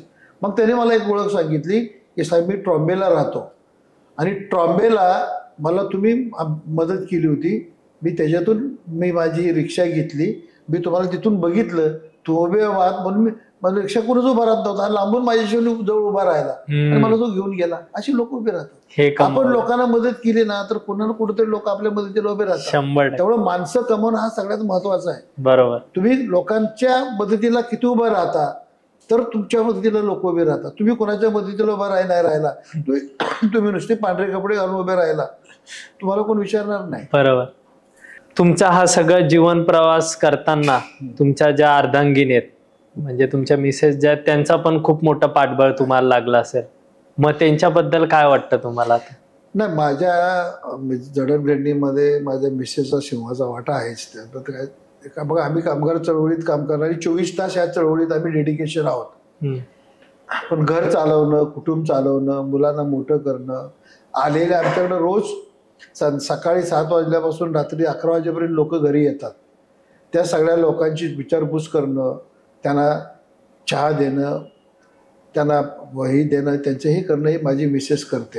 त्यामुळे मी लोकांचा एक चेहरा आहे. पण माझ्या मागे येणाऱ्या प्रत्येक माणसाच्या मदत ही करायसाठी उभं करण्याचं काम ती करते. आमच्याकडे जरी पहाटे 4 वाजता जरी माणूस कधी कधी असं होतं की बाहेरच्या रेल्वेने आलेला माणूस 4 वाजता 4:30लाच आमची बेल दाबतो, तरी त्यांना आल्यानंतर चहा पाच करायचं काम ती करते. कित्येक आजही कार्यकर्ते जे आहेत ते माझ्यापेक्षा तिच्याकडे जाऊन त्यांचे बरीचशी कामं ते करून घेते. त्यामुळे हा जो आपुलकीपणा तिनं आताच्या मुलींमध्ये तसा बघायला नाही भेटणार, काय वाटतं? नाही, आताच्या मुलीमध्ये कसं घरातलं बघा, घरातलं वातावरण हे जर तुमचं फ्रेंडली असेल, मी जेव्हा घरी जातो तेव्हा आम्ही सगळे एकत्रित बसून गप्पा टप्पा, माझं सगळ्यात मनोरंजनाचं साधन काय तर माझं कुटुंब. मी माझा वेळ कामातून मोकळा झालो ना तर मी पहिला घरी जातो. घरी जाऊन मी माझ्या कुटुंबाबरोबर, माझी मुलं असतील, माझी मिसेस असेल, आम्ही घरात गप्पा टप्पा करून काय चाललंय काय नाही चाललंय हे करत, त्याच्यात माझं रिलॅक्सेशनचं मोठं साधन ते आहे, कुटुंब आहे. आणि त्यामुळे कुटुंबामध्ये रमणं, आणि प्रत्येक माणसानं कुटुंबामध्ये जर रमला तर त्याचं सगळ्यात मोठं रिलॅक्सेशन त्याच्याबरोबर काय नाही. आता काय झालंय, रिलॅक्सेशन व्हायचं म्हणजे बारमध्ये जाणं, एक नवी संस्कृती तयार झालेली आहे. आणि हे एक मोठं काय म्हणजे ह्याला एक नवीन कल्चर तयार झालं की बाबा रिलॅक्स म्हणजे मित्राबरोबर गेलो, कुठेतरी लोणावळ्याला गेलो, इकडे गेलो, पार्टी केली, अमुक केलं म्हणजे रिलॅक्सेशन. मी ते मानत नाही. मी म्हणतो तुम्हाला जर खरा आनंद घ्यायचा असेल तर कुटुंबामध्ये रमा, आपल्या लोकांमध्ये रमा. हे सगळ्यात तुम्हाला रिलॅक्स होण्याचं आणि एनर्जी देण्याचं सगळ्यात मोठं ठिकाण कुठलं असेल तर ते कुटुंब आहे. आणि त्या कुटुंबामध्ये तुम्ही रमलं पाहिजे. याच्यामध्ये या सगळ्या गोष्टींमध्ये एक जवळचा कोणी मित्र ज्याची खूप साथ लागले? नाही, जवळचा असं मला काही म्हणता येणार नाही. बघा, मित्र तर माझे खूप आहेत. सगळेच म्हातारी चळवळीतले माझे जेवढे आता माझ्या बरोबर आहेत हे सगळे माझे मित्र आणि माझे हितचिंतकच आहेत. अन्यथा मी एवढा पुढे आलो नसतो. ह्या चळवळीमध्ये माझ्या पाठीमागा मी ज्या ठिकाणी गेलो त्या ठिकाणी लोकांनी मला मदत केली म्हणून मी पुढे आलो, त्याचा प्रतिनिधी म्हणून. आणि मी ते करताना सगळ्यांना न्याय देण्याचं काम केलं. मला आनंद ह्या गोष्टीचा आहे की मी माझ्याकडचं असणारं कोणाला देण्यामध्ये कधी कमी केलं नाही. एखादी गोष्ट करण्यामध्ये मला अनेक लोक म्हणतात साहेब बघा रिस्क आहे, काय होईल, मला असू दे. तो प्रामाणिक, मी माणसातला प्रामाणिकपणा शोधला आणि त्या प्रामाणिकपणाला मदत केली आणि त्या प्रामाणिकपणातून तो माणूस मोठा झाला. हे श्रेय त्या माणसाला आहे. परंतु त्यातला माणसातला प्रामाणिकपणा शोधता आलं पाहिजे. आम्ही चळवळीमध्ये काम केल्यानंतर आम्हाला माणसाची पारख एवढी झालेली आहे, माणूस बघितला की कळतं की या माणसाच्या मनात काय आहे. त्यामुळे माणसं पारखायचं आम्हाला ह्या चळवळीनं खूप शिकवलं. अनेक चढ उतार बघितले, अनेक वेगवेगळ्या पद्धतीची माणसं बघितली आणि त्याच्यापासून आम्हाला आता झेरॉक्स मशीनची गरज लागत नाही. आम्हाला माणूस बघितला की आम्हाला त्याला सगळं कळतं त्या माणसाच्या डोक्यात काय आहे. ते नक्कीच या सगळ्या आपल्या कळंबोली कॉलनीमध्ये, आपल्या परिसरामध्ये तुमचं खूप नाव आहे, खूप तुमचे चाहते वर्ग आहे. आता तुमचा बर्थडे येतोय पुढच्या काही दिवसांमध्ये, सो त्यांच्यात एक सणासारखं वातावरण चालू झालेलं आहे. ते काही लोक मी असं ऐकलं की तुम्हाला सोनं दागिनं सुद्धा तुम्हाला भेट देतात, एवढी सुद्धा त्यांच्या जीव आहे तुमच्यावरती. माझा बघा, कळुंबरी तर हे माझं घर असल्यासारखंच आहे. कळुंबरी कॉलनीत राहणारे आमचं सगळं वर्ग हे माझी घरची लोक आहेत.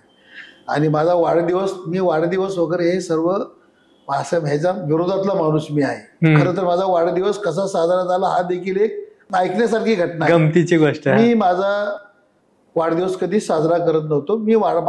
आमचा वाढदिवस आपला कसा व्हायचा, घरी मुलं आणि पत्नी एवढ्यातच आमचा वाढदिवस व्हायचा. बरोबर. माझी जन्मतारीख माझी दाखल्यावरची आहे. ही पूर्वी सगळ्यात आमच्या 5 लोकांची तर आमची 1/6च आहे. 1 जून अमुक, 1 जून अमुक एवढ्या आमच्या कुटुंबातल्या आमच्या 5 जणांची तारीख 1 जूनच आहे. पुढचं वर्ष फक्त बदललेलं आहे. माझी सुद्धा 1/6 अशी जन्मतारीख आहे. त्यामुळे 1 जूनला माझा वाढदिवस असा त्याच्यावर होतं. माझा वाढदिवस नक्की माझा जन्म कधी झाला हे माझ्या पत्नीनं ज्या वेळेला आमचे एक मेहुणे तहसीलदार होते आणि आईला विचारलं की नक्की ह्यांचं, मग आईनं सांगितलं ते अमक्याचं लग्न झालं, तमक्याचं असं झालं, ते झालं, त्यावेळेचा ह्याचा जन्म झाला. मग त्याच्यावरून आमच्या मेहुणे तहसीलदार होते सातारला. ते तहसीलदारांना त्याची बदली कोरेगावला झाली. माझा जन्म कोरेगावचा. अच्छा. मग आमच्या मेहुण्यांना शोधायला सांगितलं, बहिणीनेही सांगितलं की बघा काय नोंदी मिळतायत का. आणि मग त्यांनी त्या नोंदी शोधल्या आणि मग तिथं त्यांना 27 डिसेंबर ही तारीख अमुक अमक्याच्या घरी अमुकच्या पोटी म्हणून जन्माला आला ही एक नोंद कोरेगावच्या दप्तरात मिळाली. आणि ती माझी 27 डिसेंबर ही तारीख मला मिळाली. पण मी कधी ही कुणाला तारीख सांगत नव्हतो. मुलुंडमध्ये आम्ही पूर्वीपासून माझी कामाची सुरुवात बऱ्यापैकी मुलुंड रेल्वे अड्ड्यात झाली आणि तिथला कामगार वर्ग मोठ्या प्रमाणात, तिथला जवळजवळ 2-3 हजार कामगार वर्ग आहे. तो माझ्याशी पूर्वीपासून रिलेटेड आहे. आमचे ज्यावेळेला इतर लोकांच्या माझ्या सहकार्याचे वाढदिवस मोठ्या धडाक्यात साजरे व्हायचे. लोक म्हणजे आपल्या जगताप साहेबांचा का होत नाही आणि लोक म्हणजे आम्ही वाढदिवस साजरा करणार. तुम्हाला ऐकायला मजा वाटेल की 3 वर्ष 1 वर्ष कामगार आले, त्यांनी सांगितलं आम्ही तुमचा वाढदिवस साजरा करणार. म्हणजे माझा वाढदिवस माझा आज नाहीये, जानेवारी महिना होता. आणि त्यांनी केक घेऊन आले, सगळे बरोबर वेफर घेऊन आले, सगळं 5-50 डिश घेऊन आले. आणि 5-50 एक दिवस सकाळी 5-50 लोक आली घरी. आणि मला माझ्याकडे लोक आली, लोक कोण आले, मला कार्यकर्ते आले. म्हणजे नाही आम्ही तुम्हाला वाढदिवस साजरा करणार आहे. आज म्हटलं आज वाढदिवस नाही, म्हणजे 15-16 जानेवारीची तारीख होती. तर ते म्हणजे नाही आम्ही वाढदिवस साजरा करणार. 3 वर्ष माझा 15-16 तारखेच्या दरम्यानच लोक यायची, 5-50 लोक यायची, मला केक कापायची, शाल घालायची, गुच्छ द्यायची, तेच त्यांचा समोसा बिमोसा आणायचे, आम्हाला सगळ्यांना वाटायचे आणि माझा वाढदिवस साजरा व्हायचा. ते म्हणले तुम्ही आम्हाला तारीख सांगत नाही, आम्ही ह्या तारखेला येणार आणि करणार. असे करून त्यांनी माझा 3 वर्ष असाच 16 का 17 जानेवारीला माझा वाढदिवस साजरा करत होते. तुम्ही तारीख सांगत. मग मी त्यांना सांगितलं की अरे माझा त्या दिवस नाही, माझा 27 डिसेंबर हा माझी तारीख आहे. 27. मग तेव्हापासून 27 डिसेंबरला माझा वाढदिवस साजरा करायला सुरुवात झाली. मग तो 27 डिसेंबरचा वाढदिवस साजरा करणार. मग मी लोकांना सांगितलं आपण वाढदिवस साजरा करूया. ठीक आहे, आता सगळे करतात, तुम्ही केला पाहिजे. मग लोक यायला लागली. पण मी सांगितलं त्या दिवशी एक गोष्ट करणार, त्या दिवशी आलेल्या सगळ्या कार्यकर्त्यांना किंवा आलेल्या प्रत्येक आपल्या कामगारांना जेवण आम्ही देणार, हे माझ्याकडून असणार. कारण वर्षभर आले, चहा मिळाला, नाश्ता मिळाला, पाणी तर समजा सगळ्यांना मिळतं, पण कोणाची काही नाही जरी मिळालं तरी वर्षातून एकदा आलेल्या प्रत्येक कामगाराला, कार्यकर्त्याला, माझ्याकडे येणाऱ्याला जेवण मिळालं पाहिजे, हे आम्ही सुरू केलं. आणि मग तो एक सणाचा कामगारांनी सुरुवात केलेला वाढदिवस, तर असं उत्सवाचं एक स्वरूप आलेलं आहे. सर याच्यातनं एक आता तुम्ही हिरोच आहेत त्यांच्यासाठी, तुमच्या माथाडी कामगार लोकांसाठी. सो त्याच्यातनं एक तुमचा असा कोणता फॅन आहे की त्याची गोष्ट तुम्हाला अजून पण लक्षात आहे की तो हटकेच होता एकदम? नाही ना, हटके बघा, तसं प्रत्येक कार्यकर्ताच हटके आहे. एकाच असं कोण असं सांगता येणार नाही. प्रत्येकाचाच. आता ह्या जो वाढदिवसाचा जर बघितला ना, हा वाढदिवसाच्या वेळेला तुम्ही जर बघितलं तिथं चित्र, सगळे कार्यकर्ते येतात सगळे पांढरे कार्यकर्ते, मोठे असणारे कार्यकर्ते वाढदिवसा दिवशी प्रत्येक जण येऊन प्रत्येक असणारं सगळं काम करतो. मीच म्हणतो अरे हे तुम्ही कशाला करता, माणसं आपण बाहेरून बोलू. नाही नाही नाही आम्ही करणार. मग तो तिथलं स्वच्छता करेल, तिथं काय ताडपत्री लावायचं काम करेल, बाकीचं तिथली व्यवस्थेचं काम करेल, जेवणाच्या ठिकाणी लोकांना हे करायचं. स्वयंसेवक म्हणून उत्स्फूर्तपणे काम करणारे अनेक लोक आहेत की जे मी जरी नाही म्हणलं तरी ते ऐकत नाही. मी एका आमच्या म्हातारी कामगाराच्या मुलाची इच्छा होती की तू लग्नाला आलं पाहिजे, आणि मी एका लग्नाला आटपाडीला गेलो. आणि लग्नाला गेलो, तिथं मंडप होता, तिथंही होता. आणि मी त्या लग्नाच्या तिथं गेलो तर तुम्हाला एक मजेशीर गोष्ट सांगतो. तिथं नवरदेव जो होता तो मंडपात आला आणि मला तो तिथून ते आपले वाजवत गाजवत मंडपात देत होती. नवरदेवच आला आणि नवरदेवच माझ्यासमोर नाचत मला मंडपात घेऊन गेला. म्हणजे अशी एवढी प्रेम करणारी लोक आहेत. म्हणणार तू नवरदेव आहेस, तू नाचतोयस कशाला? नाही तुम्ही माझ्या लग्नाला आला तर मी नाचणार. म्हणजे त्याने नवरीला तिकडे ठेवली आणि तो माझ्यासोबत नाचत त्याला मला मंडपात घेऊन गेला. अरे वा, हे लोकांचं प्रेम आहे. हे एवढ्या लोकांना जर आपण जाण्यामुळे जर लोकांना एवढा ही वाटत आहे, स्फूर्ती मिळत असेल तर अशा ठिकाणी आपण गेलं पाहिजे. आणि म्हणून माझा मॅक्झिमम प्रयत्न असतो की प्रत्येक माणसाच्या ज्या छोट्या मोठ्या त्यांच्या आनंदामध्ये आपण सहभागी व्हावं. तो माझा प्रयत्न असतो, मी तो होतो. Yes sir. तर मग असा विषय असा आहे की कितीही बोलावं तरी कमी आहे, इतकं तुमचा जो भांडार आहे. कारण तुमचं वय जितकं तितकं, तुमची कारकीर्द जितकी तेवढं आमचं वय नाही. सो मला खूप आनंद वाटला तुमच्या सोबत बोलून. एकच गोष्ट सांगतो की मी या सामाजिक चळवळीत सुरुवात केलेल्याला आताच्या 2025 मध्येच 50 वर्ष पूर्ण होती. माझा हा चळवळीतला 50 वर्षाचा माझा हा प्रवास आहे. आणि ह्या 50 वर्षामध्ये मी ह्या नुसत्या माथाडीच नाही, अनेक क्षेत्रामध्ये अनेक वेगवेगळे चढ उतार, अनेक वेगवेगळे बघा. दुसरी एक आणखी गोष्ट तुम्हाला मगाशी तुम्ही जे सांगितलं की माणसानं जशी छोटी गोष्ट कुठली नाही तर अपमान सहन करण्याची देखील माणसाची तयारी पाहिजे. तुम्हाला जर त्याच्यातून बाहेर यायचं असेल, तुम्हाला जर काय करून दाखवायचं असेल, तर तुम्हाला सन्मान जसं मिळवायचा असेल तर अपमान सहन करण्याची तयारी देखील माणसाने ठेवली पाहिजे. तो जर अपमान तुम्ही जर पचवला तर नक्कीच तुम्ही स्वाभिमानाने उभं राहाल, हे मी तुम्हाला आजही सांगतो. ही माणसाची तयारी पाहिजे. पण आत्ताच्या पिढीकडे अपमान सहन करण्याची किंवा हे करण्याची अजिबात माणसाकडे सध्या ही नाही. तो लगेच रिॲक्ट होतो. पण एखादी गोष्ट आहे ना की अमुक गोष्टीमुळे जर माझा अपमान झाला तर त्याच्यावर त्याला मी करून दाखवीन, ही हिंमत त्याच्यातून येते आणि मग त्याच्यातून माणूस नवीन तयार होतो. त्यामुळे अपमान सहन करण्याची माणसानं हिंमत ठेवली पाहिजे. मी माझ्या आयुष्यामध्ये अनेक अपमान सहन केले, मी कधी रिॲक्ट नाही झालो, पण मी त्याच्यातून शिकलो. का झालं? आणि मग मी त्याच्यातून नवीन ऊर्जा घेतली आणि त्याच्यातून मी त्याच्यातून ऊर्जा घेऊन मी पुढे आलो. मी त्याचा माझा अपमान झाला म्हणून मी त्याचा ही करत नाही बसू, म्हणजे बदला घेत नाही बसू. मी माझा विचार घेऊन पुढे गेलो. हे माणसाने केलं पाहिजे. क्या बात आहे. किती वय झालं सर तुमचं? माझं आता वय 67 वर्ष आहे. अच्छा. तर मग पुनश्च तुम्हाला वाढदिवसाच्या खूप खूप शुभेच्छा आमच्याकडे. धन्यवाद.